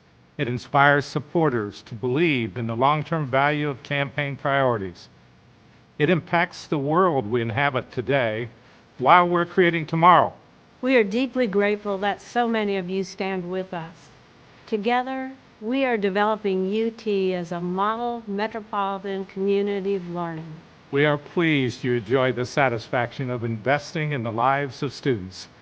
Your heartfelt commitment makes for an electrifying connection among all of us. Creating Tomorrow has been a campaign committed to advancing UT's mission and vision for the future. Our focus, the people, places, and purpose of the university, has transformed the UT educational experience and created a legacy of excellence.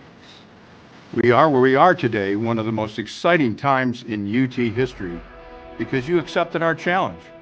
You have helped us transform UT from a local treasure with potential to a prominent national figure on the educational scene. On behalf of our campaign leadership team, we thank you for making so much possible. Because you care, because you believe, UT's future possibilities are unlimited. At the heart of our university are its people, our students, faculty, and staff who come from around the world and from different backgrounds to share a singular experience. Our primary concern is making UT accessible to deserving students, and then ensuring their academic progress, personal development, and career readiness. Your support ensures that a UT education remains within reach to exceptional students from across a wide economic spectrum. Currently, 92% of UT's almost 9,000 students receive financial assistance. The Creating Tomorrow campaign is committed to increase student financial aid and academic program development. UT's strong experiential learning program is nationally recognized for the variety and number of experiences that shape our students' lives. My UT scholarships are important because they allow me to focus on my studies and my future without the burden of financial struggles. I am currently a senior and have plans to attend law school next fall. This dream is possible because of the scholarships I've been awarded. Receiving financial aid has given me the time to compete on the cross-country team, become involved in student government, and to volunteer in the community. Each year, my scholarships have motivated me to achieve more academically. Thank you for believing in me. Creating Tomorrow supports an innovative campus that reflects our defining value of educational excellence. We have always considered our campus setting as a resource. The construction of modern buildings and facilities during the campaign has transformed the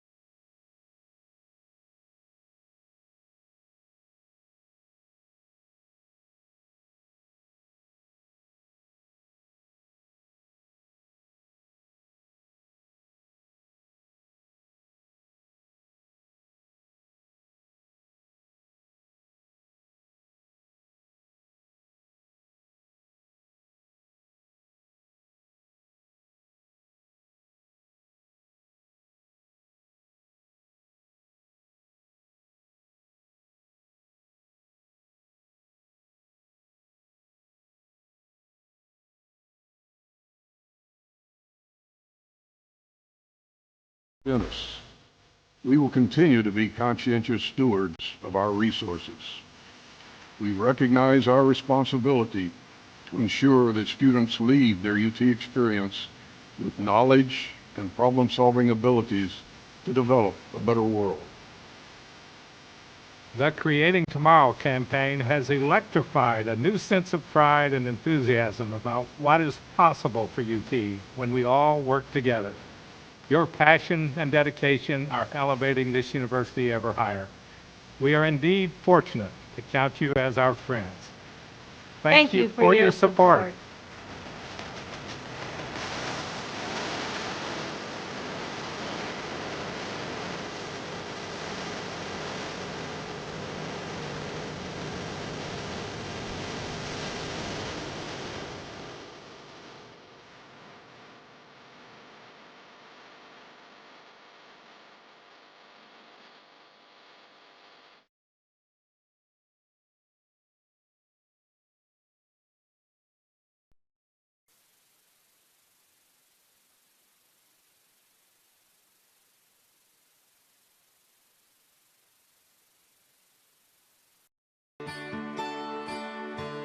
This is the University of Tampa.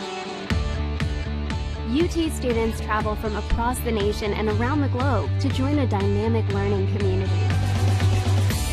There are 150 academic programs, continuing studies for non-traditional students, and a highly ranked graduate school.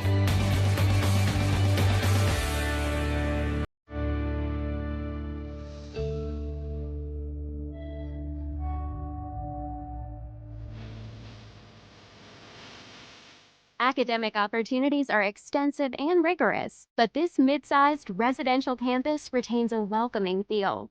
With a student-faculty ratio of 16:1, students benefit from direct interaction with expert faculty, a faculty that is passionate about teaching and mentoring. Outside the classroom, UT enjoys a unique environment. Plant Hall, a National Historic Landmark, is surrounded by modern and historic buildings on 105 acres. UT's beautiful downtown riverfront setting offers a gateway to the heart of a vibrant city.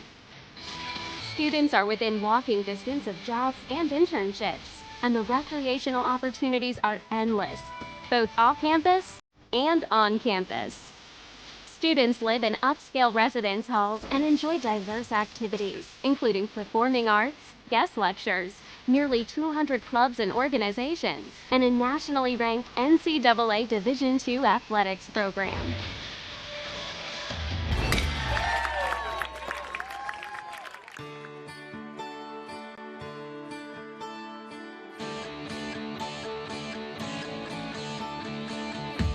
The UT experience begins with an innovative first-year program and continues with opportunities to challenge yourself in the honors program, to study abroad, to conduct research with faculty, to do an internship, to volunteer in the community, or to participate in multiple leadership programs.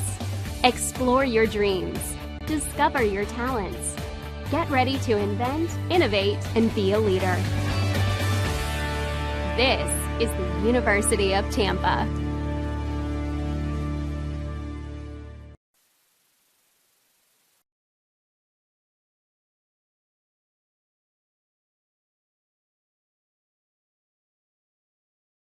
Welcome to the University of Tampa. My name is Tucker Whitman and I'm a junior marketing major here at UT. Today we're going to look at some of the highlights of our beautiful Riverside campus here in downtown Tampa. We'll start at Plan Hall. This historic building was opened in 1891 as the Tampa Bay Hotel and now serves as the main academic building here at UT, with 4 floors of classrooms as well as faculty and administrative offices. Next up, the Vaughn Center, the hub of campus life and activities. This multi-purpose building includes the campus bookstore, our primary cafeteria plus an additional food court, a theater, as well as offices and meeting rooms for student organizations. The Vaughn Center is also one of UT's residence halls, providing 5 floors of student rooms. Morsani Hall is another residence hall here at UT. In addition to housing approximately 450 students, this building offers another selection of eateries as well as a small grocery store. Now let's check out the Sykes College of Business. This academic building houses classrooms and faculty offices for UT's undergrad and graduate business students. This building also has a real-time stock trading room. Right next door is the Sykes Chapel for Faith and Values. This gorgeous interfaith chapel features a large main hall complete with a massive pipe organ, as well as meditation rooms and meeting rooms. Student healthcare is a major priority for us here at UT. The Dickey Health and Wellness Center is accessible to all students and provides high-quality services including basic medical care, counseling, and wellness programs. On the east side of campus, you'll find the McDonald-Kelsey Library. Here, students can learn from a large collection of books, periodicals, and digital databases. They can also take advantage of our numerous study rooms and computers. The Academic Success Center is another great resource for students. This is your one-stop shop for academic advising, coaching, and tutoring services. Whether you're a seasoned athlete or just want to shoot some hoops, the athletic facilities here at UT are hard to beat. The Bob Martinez Athletic Center includes a large gymnasium, a weight room, and training facilities. In addition, the campus features an aquatic center open year-round, 6 tennis courts, baseball and softball fields, a 1,500-seat stadium, as well as a lacrosse field and intramural complex. Need a break from studying? Head to Falk Theater and catch a play.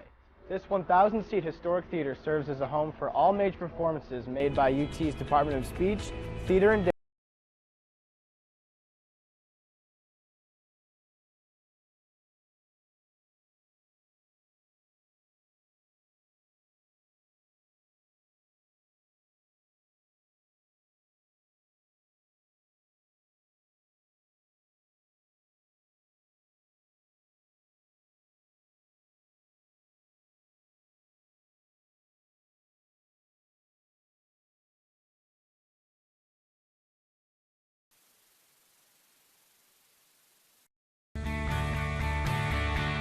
This is the University of Tampa.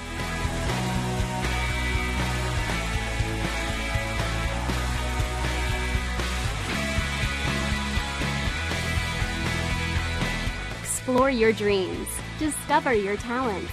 Get ready to invent, innovate, and be a leader. This is the University of Tampa.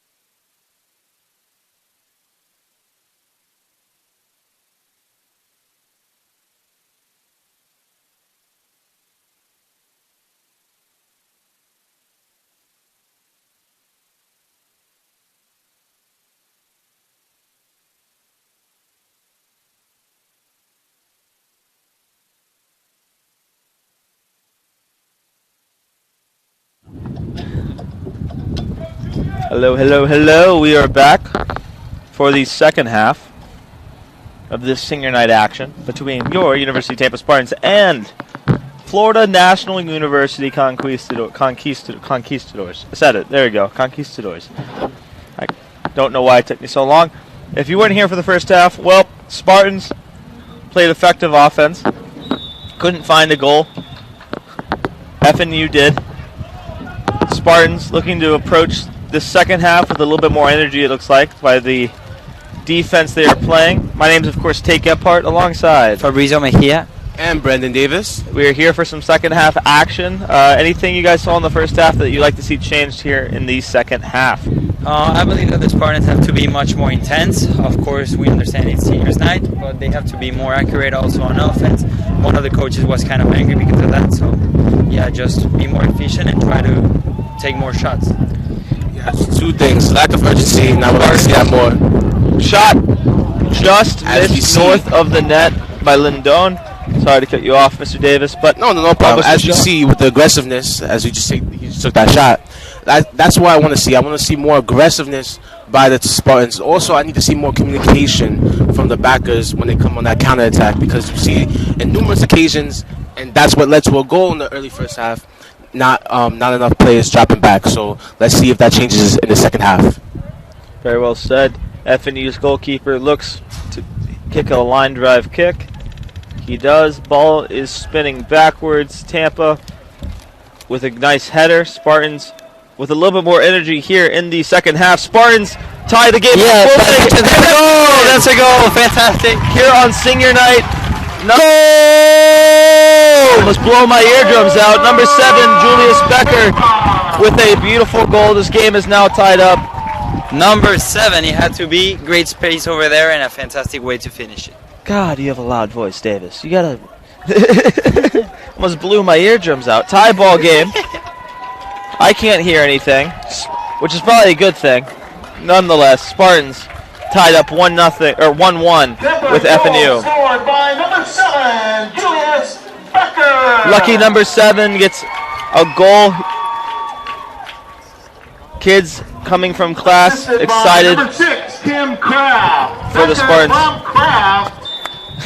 We're now tied at 1. Great goal by Julius Becker, and evidently not. As you can see, that was the message in the second half in the locker room, to come out aggressive and come in swinging.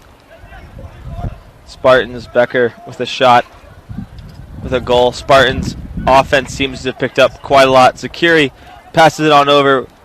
Sala should be out of bounds, and it will be a corner kick for the Spartans. Seems like a shift in play here.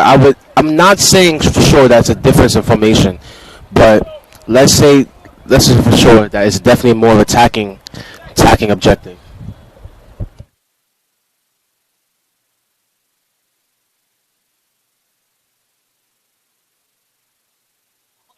Oh, then just turn it down a little bit. Yeah. No, yeah, I got you. Spartans on the corner kick.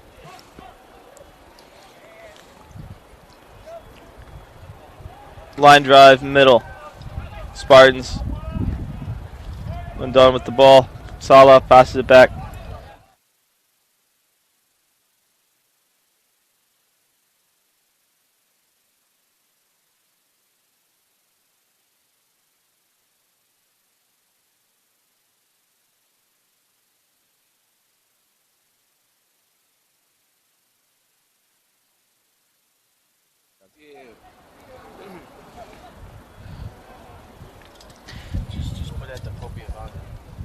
Yeah, like here.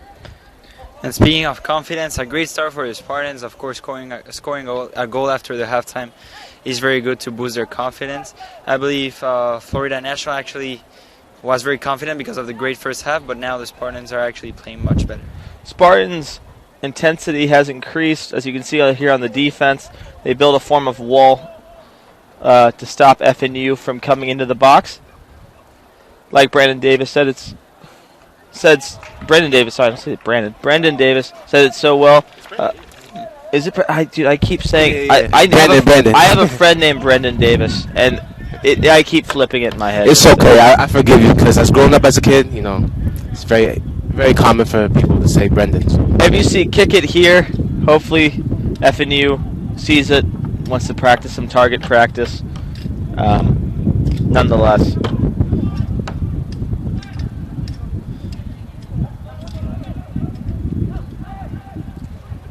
Like I was saying, Mr. Davis was saying, Spartans score. Mr. Becker, we haven't seen score a bunch at home. Gets probably the first goal I've seen from him all year. Beautiful pass by Kraft. And, yeah, that's the turnaround point that you want to see here for the Spartans. Number 8, Newman with the ball. Passes it, leads it for Becker.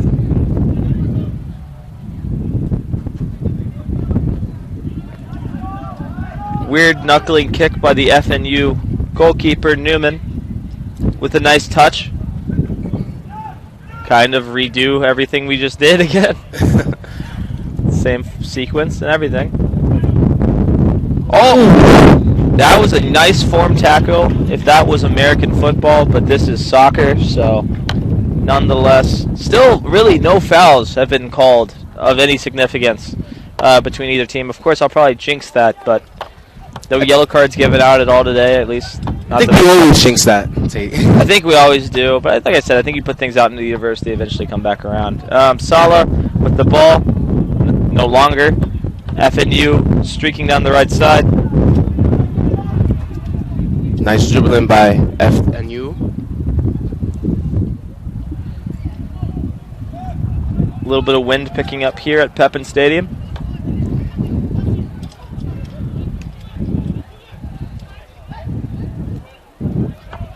$39:20 remaining here in the second half of this senior night for the University of Tampa Spartans. FNU taking their time, figuring out what they want to do with the ball. Oh, a good ball to his teammate here. Nice header by the Spartans. Offsides, FNU will be a Spartans ball. Trevor Stanley on that play. We are resetting the time here on the stream for you people back at home. And the time, if it seems to be going up, I'll just keep track of time for you while we try to figure that one out. 38:34 remaining here in the second half. Spartans and the Conquistadors of FNU are tied 1-1. FNU, that's just a tackle. I don't know how else really to call it. That's, yeah, you can't do that. Now we're gonna see a card for sure. This is unnecessary. There's no if there's drama. no card given, he just pushed him to the ground. There's no build-up to the drama. There's no foul call. There was no card given. I'm shocked. I mean, the guy straight up just pushed the other dude. In my opinion, FNU is trying to do anything they can to get in the heads of the Spartans, as we know that they're about to play in the playoffs, and evidently FNU won't. It doesn't really matter. Nonetheless, you can't just push people around and not get penalized for it. But apparently, the refs today say you can. So anyway, it doesn't really matter. Spartans pushing forward, looking to turn this game 2-1. Spartans with the ball, middle of the pitch, kicks it on over to Becker, who has the only goal for the Spartans Great tonight. pass. Newman tries to pass it back over to Becker.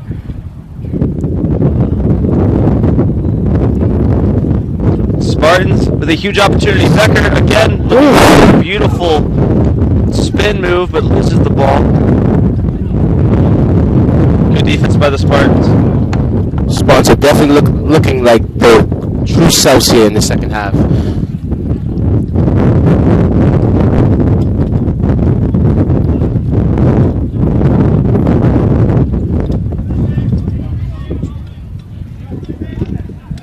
Beautiful job stopping the ball from going out of bounds. Newman with the ball, looking middle.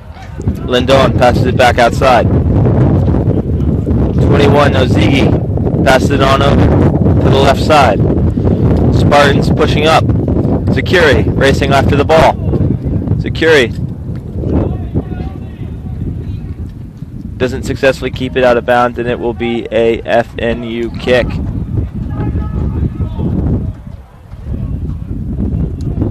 You can hear the wind on the mic. Wind is picking up. It's an interesting day. It's not really raining. It doesn't really look stormy. not really sunny either. It's just a day to have a day. Nonetheless, ball is in the air. Spartans look to head it off a FNU player, and it is FNU ball.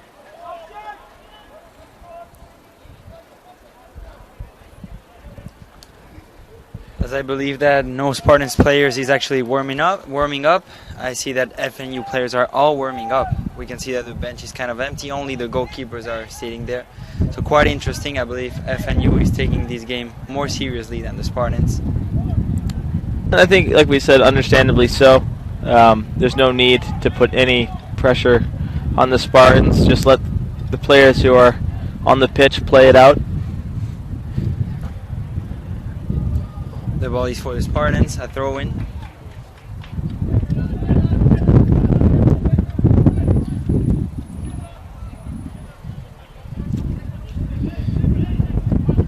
So the German Julius Becker, he's a junior and he got an opportunity today and he scored the goal, so that might be interesting for the future.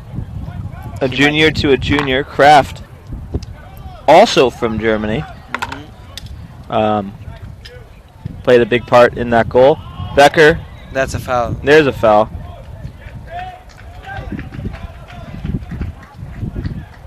Still no cards given out, to my knowledge. Yeah, that's just unnecessary. I still like it where it's, this game's going very quick. As of course, our start time today was at 4 p.m., so we're only an hour 30, and this game only seems to have 30 minutes remaining. So, can't say much about baseball, but ball in the air. Spartans was moving over the goalie. Could have potentially snuck on in, left of the net. Can't really speak for baseball trying to make the game shorter, but soccer, I can sure tell you, the less fouls, the quicker the game goes, and that should be obvious. But first game we've seen all year without any penalties this far. FNU with a kick. Spartans with the ball, trying to advance forward. I believe that is Sala. Security, Sala pressing. Sala with an opportunity here for the Spartans. Pass it to Newman. Shot! Score! Goal! Fantastic from Tim Newman. Wow, Tim Newman on the play. Just what like a way to celebrate the a salad dressing, Newman gets his own goal. Spartans lead 2-1, as Fabricio was saying. Fantastic way to honor a senior, and he's a captain right now. Great game from Till Newman, and now he scores. Senior scores on senior night. You love to see it. Spartans leading 2-1. And a great assist by Amgad Salah as he gave it to the senior, the captain, the man of the match. We don't even know yet, but Till Newman, nonetheless. You just witnessed the replay. Fantastic job by the captain of tonight's ball game, Assist Till by Newman. number 26, Amgad Salah. Salah with a beautiful Newman pass. from Salah. That's the Tampa type, leads 2-1. as Mr. Colby says it over the PA announce system, something you love to see from the Spartans. Obviously, you'll probably see a lot of Salah, Newman Substitution next for Thursday as well. Entering the game is number 17, Patricio Amores. Also, I want to say fantastic job by Security. He replaces number 6, Vinicius Malman. Security playing good defense, attacking. FNU racing, trying to equalize this game. This game seems to have gotten out of hand for FNU as they were up 1-0 with most of the opportunities. Spartans seem to have flipped the script very quickly, which this team has the ability to do, has been doing it all year. Yeah, that's part of the Spartan spirit. We appreciate that from our team. And it's not just when they're playing home. We can see that also playing away. Juancho Fernandez being a hero during the last game, scoring in overtime. So, yeah, just passion and intensity, and we love to see it. Yes. Omar Tali also scored that last game, too. But, yes, Juancho Fernandez with the double OT late goal, 3-2. Very well said, Mr. Davis. Very well said, Mr. Fabricio Mejia. FNU with an opportunity. No penalty. I don't see how that's not a penalty on the Spartans, as much as I am a Spartan faithful. Nonetheless, fantastic defense, I guess. I mean, I don't know what to say. Anyway, Becker. God, sorry, I live at Bleecker. Oh, that's a foul. No cards here. I believe that the referee forgot his cards back home. He has to have forgotten his cards, or he just, I don't know. Maybe he has somewhere to be at a certain time. I don't know. There's just some that,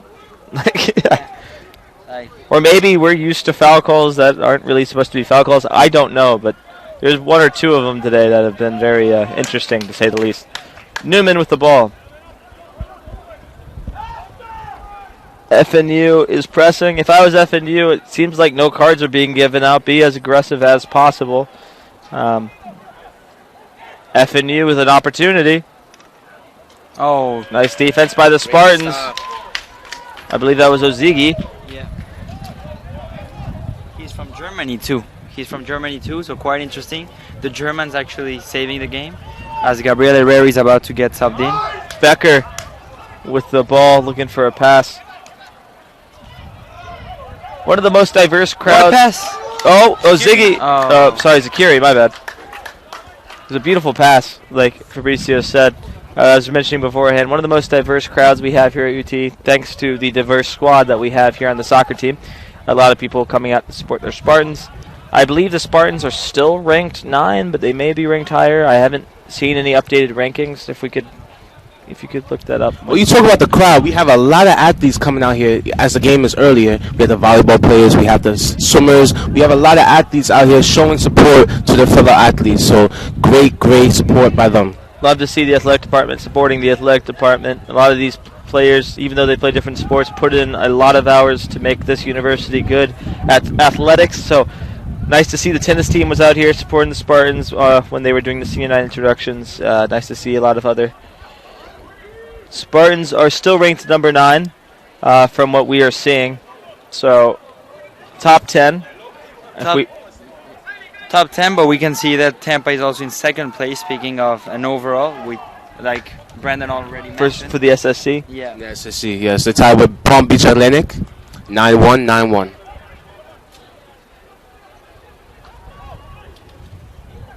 FNU pushing further up. Here's Salah on the counter. Salah on the left side, looking to find some form of open space. Ball's kicked to the right side. Becker with the ball. Looks middle, finds Zakiri. Zakiri finds a beautiful opening. Spartans with another opportunity. Kicked off an FNU player. The best result we could have probably seen from that as he was falling. It will be a corner kick for the Spartans. 29-20 remaining here in the second half. Your University of Tampa Spartans have 2 quick goals here in the second half and lead against FNU 2-1.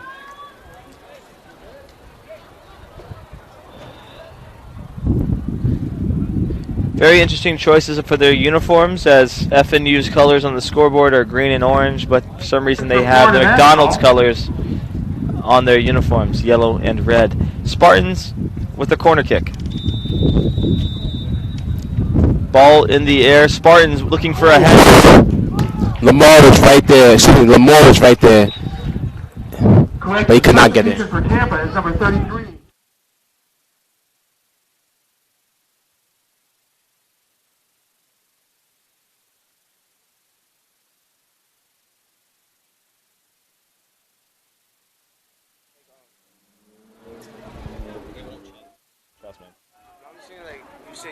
Close to the microphones. That's what I was trying to do. Yeah, you're fine. I'm just noticing that because when it gets over a certain level, it doesn't matter what you say. It's like this, and it's just static after every word you say. So I just want to let you know that. Oh, come on. I mean, that was definitely a penalty. But nonetheless.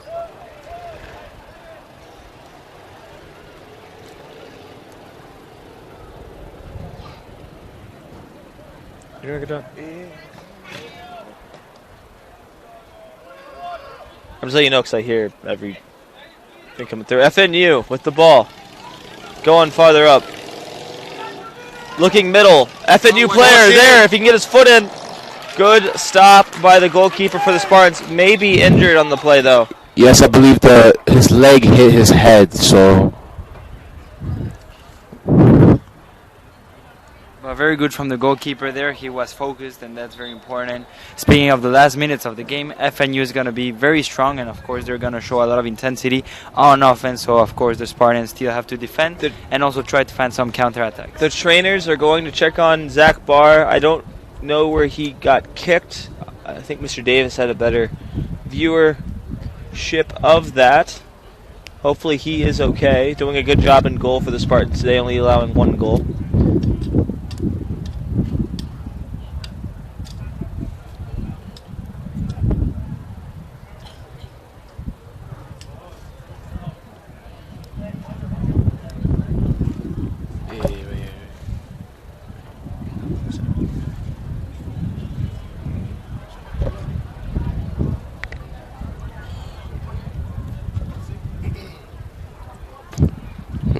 The freshman, Zach Barr, and the goalkeeper from Ohio, getting some playing time here.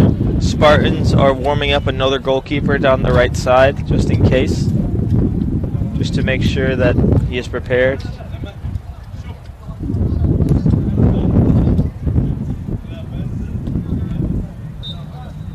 Yeah, Joshua Naturman from Costa Rica was warming up. He's a freshman, but nothing happened. I believe that the goalkeeper, fortunately, is okay, and the game resumes. Backward spinning kick.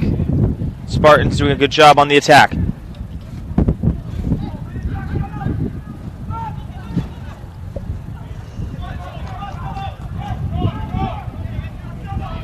FNU looking to tie this game up.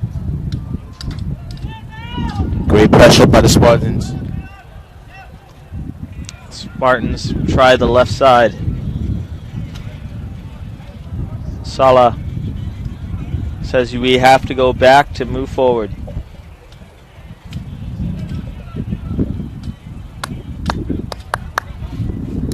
No, nothing. I'm trying to get a chant going. I'm 0 for 5 on the year.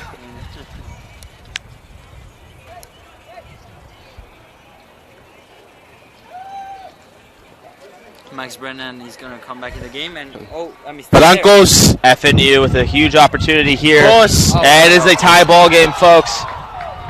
Tied game with 26 minutes remaining. Huge mistake there by the Tampa's defense. Tonight, FNU is not giving up easily against these Spartans. We're going to have a probably fantastic finish. And like I said, look out for Thomas Blancos with that great pressure defense to pass it to his teammate to score the goal. And I just love to see the spirit. I just love to see Tampa Spartan spirit as Juancho Fernandez, who's the captain, and he's on the bench. After that goal just happened, he was the first motivating all the players. So very good to see some leadership.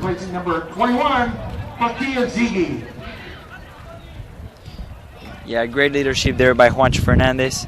There's a reason why he's the captain. He started motivating all the players. He knows it is not over. It's only 2-2, folks, here with 26:08 remaining. May have overtime, may not. Hopefully the Spartans score a goal before then. But you're in for at least a good afternoon of soccer here on Thursday night here on TampaSpartans.tv. Sala, speaking of which, coming on the left side. Sala, we know he's good with the handles. Newman, looking middle. Spartans. Amazing save by FNU goalkeeper. Like I said, a lot of opportunities for the Spartans. FNU's defense has some holes in it. They seem to be finding them. It's just about how to execute and find the opening space between the goalkeeper and the net. FNU trying to get the ball past the Spartans, and seems like they do.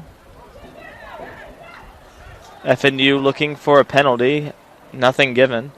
No card still yet to be given, to my knowledge.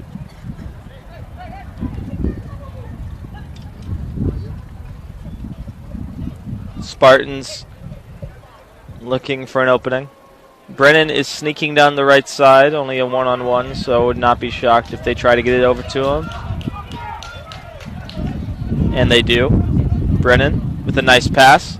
Try to look to find Brennan again. FNU with the ball.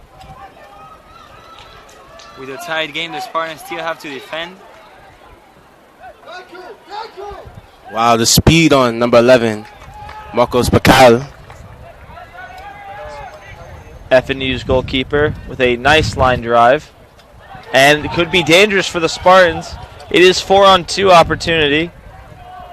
Or 4-on-2, sorry, not opportunity. 4-on-2. Spartans try to clear it, and they do. Ball still in play here. Spartans trying to just straight up Salah's down. Put a shoulder square into his stomach. I don't know how that's not a foul. Still play on. We have an injured player who's down in the middle of the field. Shot deflected. Salah, I don't know if he's getting up. That's okay. He put his shoulder into whether it's intentional or not. That should definitely still be a penalty. I don't know why there's being no calls called today. We like no penalties for the pace of play, but at the same time, FNU kicks it. Still on the attack. Brennan. Good clearance by Brennan. Newman trying to drive this on. Very physical game being played. Great pass to Herrera. Spartans looking to go up 3-2. Pass back to Salah. Salah over to Lindon. Ball passed over to 7. Becker. Oh, great touch opportunity. Shot deflected off a FNU player. FNU player does the Matumbo finger flag. A great touch by Julius Becker. Harnessed it down, but cannot capitalize on the shot. FNU kicker kicks a screaming line drive. Spartans, it's a back and forth action. Very physical game being played since there are no penalties apparently today. I don't know why they decided that or thought that was not a part of the game, but nonetheless, it should be a FNU throw-in. Here with 22:33 remaining, Spartans and FNU are tied 2-2 on this senior night, Thursday night action. So Dominic Caniglio out of Tampa, Florida, his hometown, will come in for Julius Becker. Becker, one of the 2 goals scored today by Becker. The man from Germany takes a break. Number 7, Julius Becker. Spartans. Into the game for Florida National are number 10, Manuel Rodriguez, and number 16, Bruno Gonzalez. Spartans kicking on over.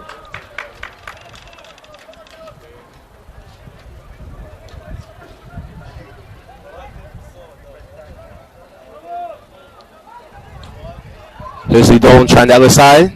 Brennan pushing down the right side, looking middle. Huge opportunity here for the Spartans. Great defense by FNU. 21:30 remaining. Number 10.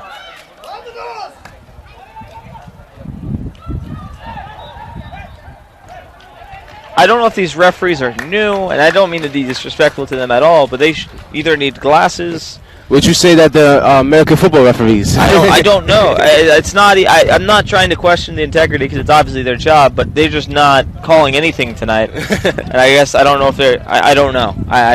Maybe I'm a novice here, but there's been at least 3 or 4 that we've seen that just have been the most obvious penalties that just have not been called. And we joke about it so much, but honestly, to be honest, we want the health of our players to be still intact. So having appropriate bookings at appropriate times should be called. I don't say we joke about the health. We joke about the referees not making calls that are just blatant and obvious. Yes, like if someone tackles someone, this isn't football. This yes. Well, it is football. Some of these calls it's not football. You get obvious, what I mean. yes. Especially with Amgad Salah coming down. So yeah. I mean, I don't think that was intentional, but it's still a foul. So I don't know. Nonetheless, my bickering won't change anything. We play on here in soccer at Pepin Stadium. FNU with a spinning back kick. Max Brennan with the ball.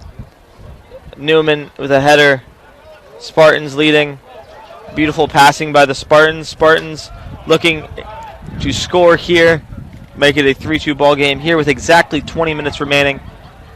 Amgad Salah kicks it over. Mr. Kraft. It's Newman. It's going to be a huge shot. Ooh, deflects off his teammate. Newman still. Oh, another shot. Again. 2 shots.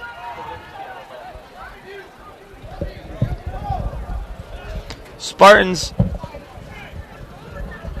with a FNU pushing up, trying to make it a 3-2 game of their own. Number 10 for FNU. Kicks, line drive, heads up over there if you're walking to class. Soccer ball incoming. Now, I'm no referee, but I definitely did see a deflection, but nevertheless, it will be a goal kick for the Spartans. That I'm not that I'm not too worried about. That's tough to get because there's no instant replay. There's no zooming in on that stuff. But when someone openly falls or tackles someone and no cards giving out, or someone pushes someone to the ground and no cards given out, I'm not completely against it, but it's a foul. Like I'm calling it what it is. You just, the rule states it, they just aren't following that. But nonetheless, again, like I said, my bickering won't do anything. Nonetheless, beautiful pass to Newman. Newman with a nice little header to keep the ball in his area. Newman looks middle. That was the wind may have tailed that, or maybe that was the spin of the kick, but it almost snuck by the goalkeeper. That definitely was not his intention, but the precision on the ball could have worked. It could have worked. Nonetheless, it looks like, I don't know, it must have been deflected because it looks like they're going to do a corner kick for the Spartans. As you hear the breeze of fall, the Spartans kick the ball, spinning, tailing, and it looks like it went off.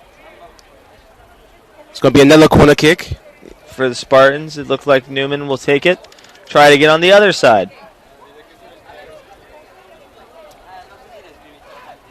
Oh, my bad. Newman won't be taking it. It will be a corner kick. Spartans on the kick. Line drive. Header, looking for it. Looks like it touched the head of a Spartan, and it will be a line drive kick by FNU. Really have to appreciate the effort from Xavier Lamore, but nevertheless, the ball did go out and will be a goal kick for FNU. 17 minutes remaining.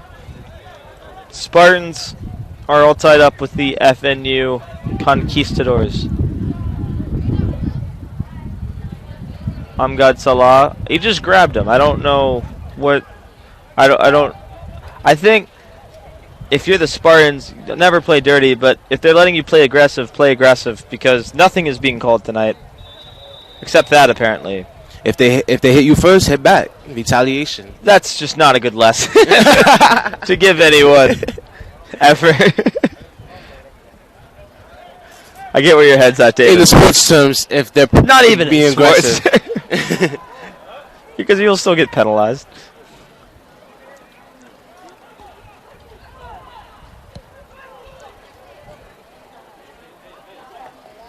I get where your head's at, yeah. But if someone hits you and then you hit them back, you're both penalized. Doesn't help anybody. Nonetheless, Spartans. It's a weird game for us. It's a weird game for the Spartans. Everything's a little bit different here tonight. Nonetheless, Spartans, Brennan with a nice little kick. Beautiful header. A little bit of back and forth action. Newman trying the best. Beautiful job by Newman.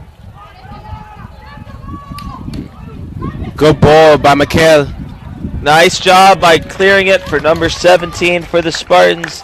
Mr. Stanley. Not Flat Stanley, Mr. Stanley. Really unique reference I just did there. Only maybe first graders would get it if they still do that. I don't even know if people ever did that. That might just be a Georgia thing. I don't know. Nonetheless, good job by Mr. Stanley to clear that ball before the scoreboard would read a different number on it. Nonetheless, 2-2. Entering the game, number 5, Batista Dominguez. And also entering the game is number 12, Pedro Navarro. FNU has 2 new players entering the pitch. Spartans try to score the 3rd goal of tonight's game for them before 14:48 runs down on the clock.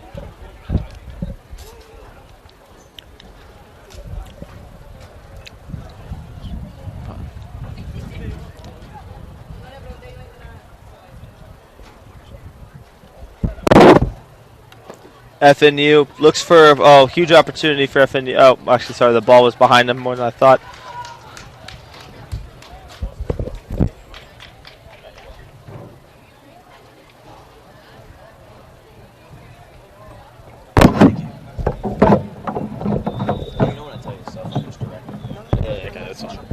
It's not criticism. I honestly just want to hear it. It's gonna blow my drums out. Yeah, you good.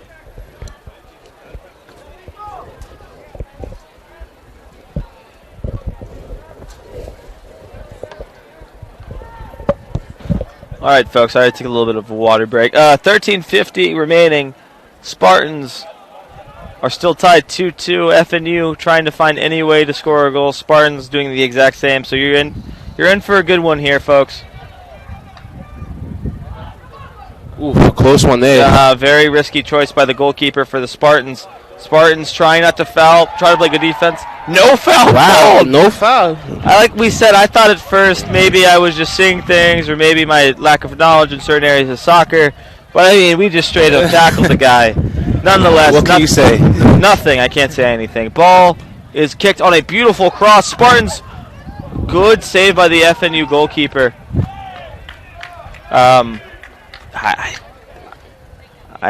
There's still, this game's almost over, and there's been no cards given out, and there's been about 9 to 10 obvious fouls.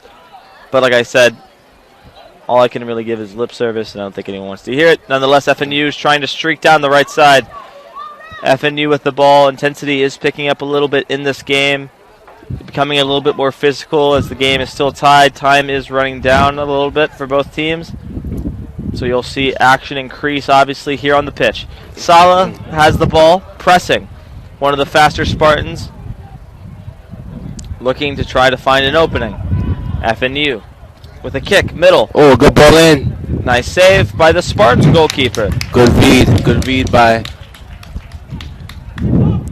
Zach Barr. Nice kick by Mr. Barr. Spartans should be out of bounds on FNU, and it will be a Spartans ball. Newman throws it in. Back to Newman. Spartans looking for an opening. Newman trying to find a pass. Great defensive closeout. Nice save. Defensive stop. Brennan being pushed both ways. That should definitely be Spartans ball.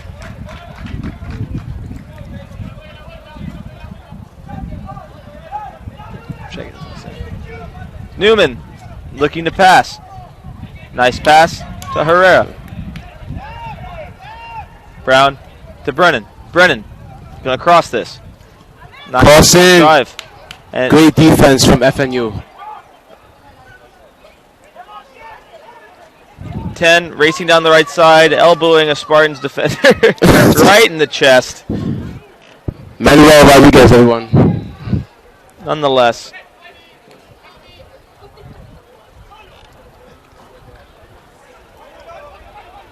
Rodriguez passes to his teammate. Teammate at the top. Trying to get to another teammate. It's Rodriguez. He's going on the left side, I believe. FNU. Did he? Post! A close post. I thought that would sneak in. I believe that was a handball. And is this the first card of the game? I believe that was a handball. Is this as the ref pulls out his card? Is that a yellow and a? Nah, he's pulling out these yellow cards. Okay, first card of the game comes with 10:34 remaining in the game. I think he touched the ball. It looked like he. A yellow card has been issued to Florida Nationals number 5, but 5. Okay. Everyone. So Dominguez gets the first booking tonight. Everyone's super excited. You could hear the roars. You can really hear the crowd tonight. Really engaging with the match tonight. Really intense night as we have 10 minutes left. 2-2. 10:34 to be exact. Nice crowd for a Thursday. A lot of kids still in class or coming or going from class. So for what it is, at a 4 p.m. start time, I would say crowd's looking pretty good.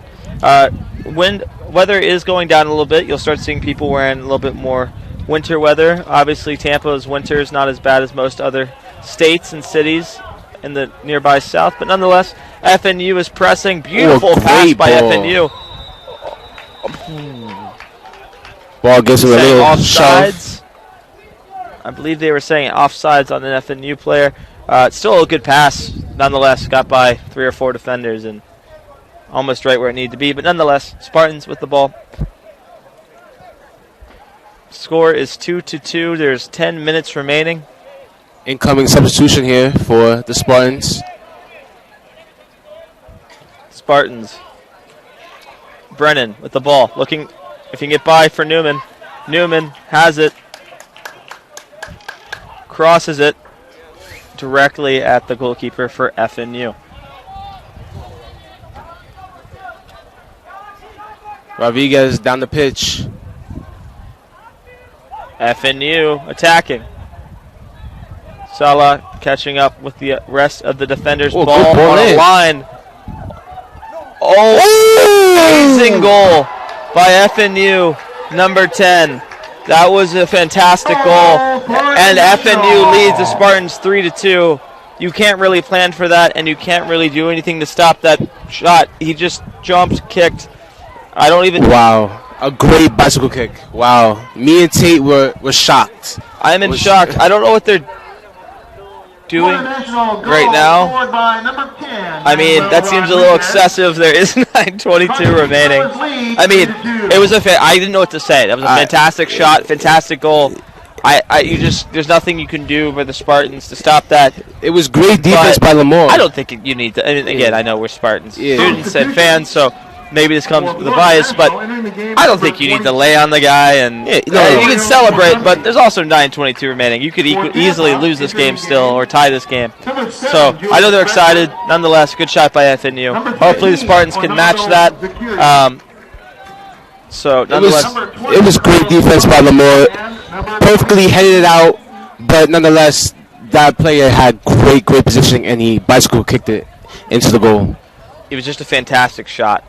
I only see shots like that on FIFA. Yes, I'm saying it was something out of a video game. Good shot.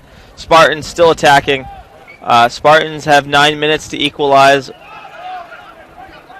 Becker, one of the only 2 goals for the Spartans is back in. Spartans looking for any form of opening. 8:50 remaining.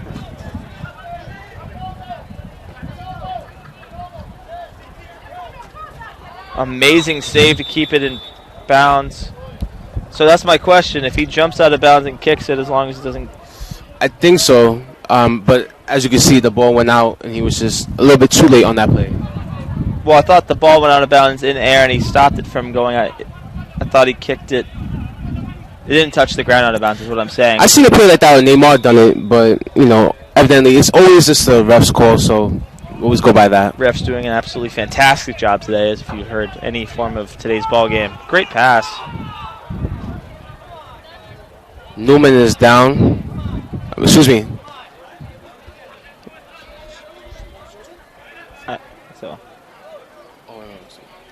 It's number 6. Excuse me, Kraft is down.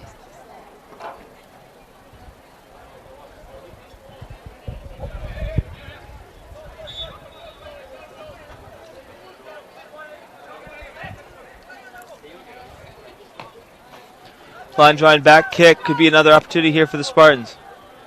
FNU with the hustle. Here's a counter. 2.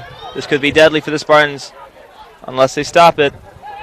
Number 10 already has a nice goal in the night, and it will be a corner kick for FNU. Great recovery by Julius Becker, as it was a 3-2 match, and he came up and made it 3-3 and deflected out of bounds. Like we mentioned, Spartans fans, as much as we do want to win every game, tonight's game really has no effect on any situation the Spartans are in. They will definitely be playing Thursday in the SSE conference tournament.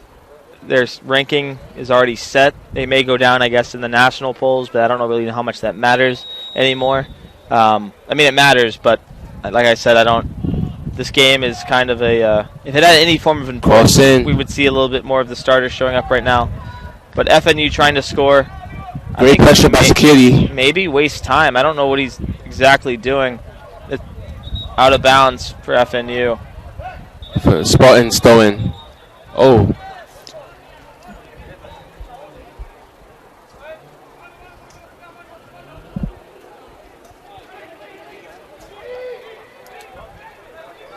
Interesting choice by the Spartans goalkeeper. Number 7, Becker. See, what Ball likes to do, he likes to tap it with his off foot and then kick it, but there's not enough time. With great pressure like that, you just can't do that. You have to clear it as soon as possible. And we've seen that with previous occurrences, and it led to a goal. Nice kick down the right side, Zakiri. Nice pass to Sala. Sala, pass back to Zakiri. Beautiful pass. Zakiri off the face of a Florida national player, and it goes out of bounds. 6:15 remaining. Time is running out for the Spartans. Don't know what she just said. It's a different language. Different language, but I have a feeling it wasn't something that I can repeat here. Nonetheless, yeah, it was definitely a push. Just push Zakiri. Sounded like broken French to me. Nonetheless, Zakiri just gets pushed. No one calls anything.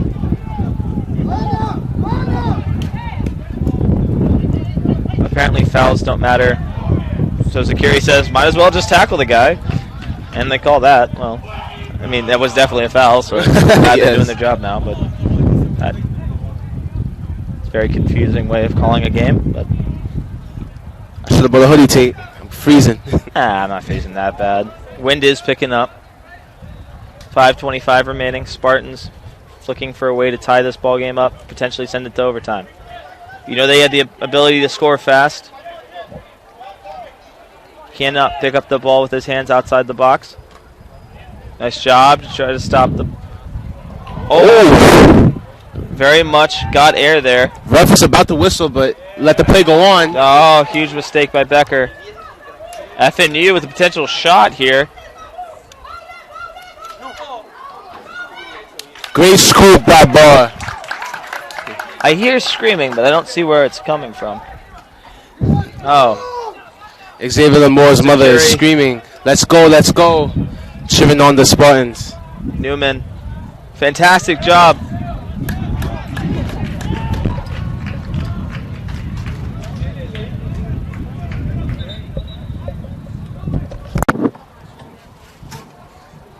For 20.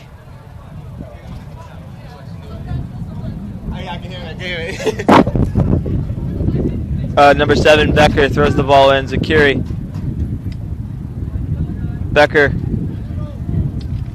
Spartans running out of chances. Time is running down. Great ball. Great ball, and this could be a dangerous spot for the Spartans.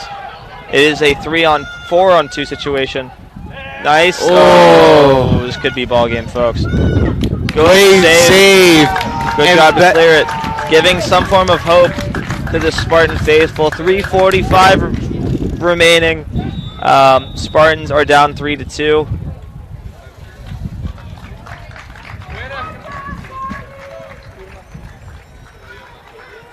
Substitution for Florida National. They add time back to the clock. Is actually 3:44 remaining. FNU player with the ball. Here's a throw in. Spartans need to find a way to get the ball going the other way. That might be exactly what they needed or not. Zakiri, if you could just get in front of it. It's tripped up.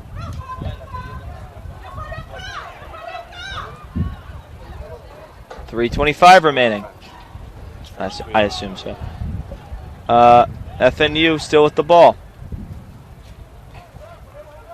Here's a cross. Nice save. Spartans goalkeeper. No one is on offense.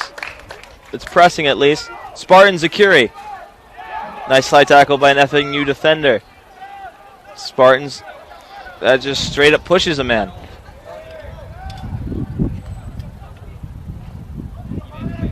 Oh, nice. Great dribbling by Lidon. Lidon.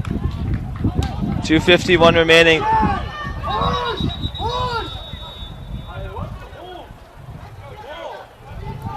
Love the crowd getting Don't know why engaged number 9 with just standing in front of the with ball. the match.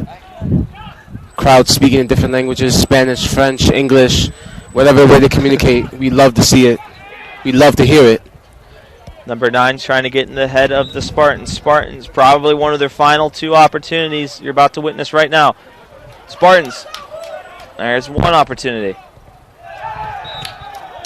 Clear foul in that play. Clear foul. Looking, it's a foul. Yeah, I'm just so confused what a foul in today's game is. So I don't know. 2:27 remaining. Clock stops again. Player seems to be fine.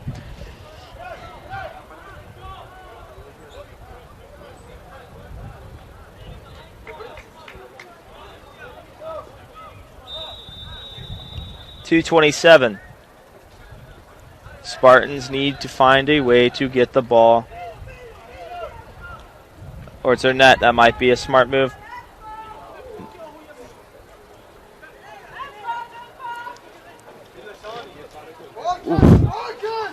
That's definitely a foul. A clear foul. 2:07 remaining. I love the aggression from a little bit more FNU. pickup speed. We have 2 minutes remaining in tonight's ball game, unless the Spartans find a way to score here late. We've seen it done by the Spartans, so do not give up on them yet. Here's this a counter. Might be a deadly ending to a game. And that's folks. That is your equalizer. A great goal as it went between his The entire legs. team goes to celebrate. I don't really, again, think that's very necessary. And the Conquistadors have conquered this match. Is that common? It's for everyone to go? Okay. As they push the lead 4-2, and that will very much do it. That'll probably be the end of the game. Thank you all for coming out. It is 1:41 remaining. Anything is possible. If we can get a quick score, another quick score. Still, anything. We've seen it happen. Don't think it will. But Florida National University goal scored by number 16, Bruno Gonzalez. like I said, Assisted by number 12, Pedro Navarro. Gonzalez from Navarro. we didn't play any of our major starters today, so not something you want to have going into the tournament, but nonetheless, it doesn't really. Substitution for Florida National entering the game is number 8, Tomas Lorenkos.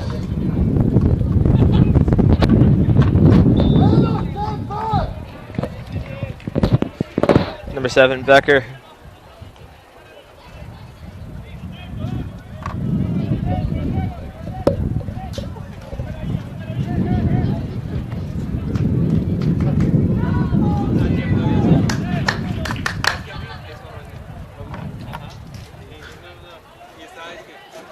One minute remaining about.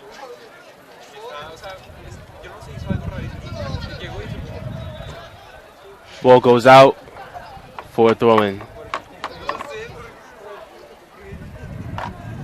For those students who are watching in a dorm room or back at home, no matter where you are, if you are by a Taco Bell, we're not sponsored by them, but I do want to say November 4th, you can go out and get yourself a free taco thanks to Ozzy Albies of the Atlanta Braves for stealing a base in Game 1 of this year's World Series. Thank you, Mr. Albies. I'm going to be enjoying a taco, win or lose,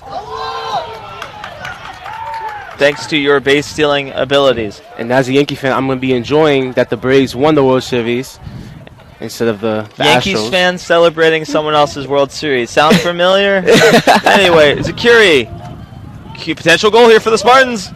Oh, and definitely he just decked him in the box. Ref, no what call are we on that doing? play. He just decked him. That's football. American, not football. Could have easily led to a penalty kick, and we would have had a tie. I may need to talk to Adrian Bush. I'll start working on their form tackles a little bit. Anyway, 7 seconds remaining in tonight's game. Spartans will fall to having 3 losses on the season, and that's a little obnoxious of a shot. That's Florida National will move to 8-3. Spartans will lead, go to 12-3. But please join us here at Pepin Stadium next Thursday. Huge matchup, Sunshine State matchup. Starters will be obviously starting. It will be a huge semifinal matchup between the Spartans and whoever wins, I believe, Friday's game. But nonetheless, my name is Take Epart alongside Fabrizio Mejia. Thank you very much. And Brendan Davis, we thank you for coming out. Pack the stands Thursday. Pack the stands, Pepin Stadium. Go get yourself a free taco at Taco Bell. Have a good night, everybody. Better together than apart. Peace.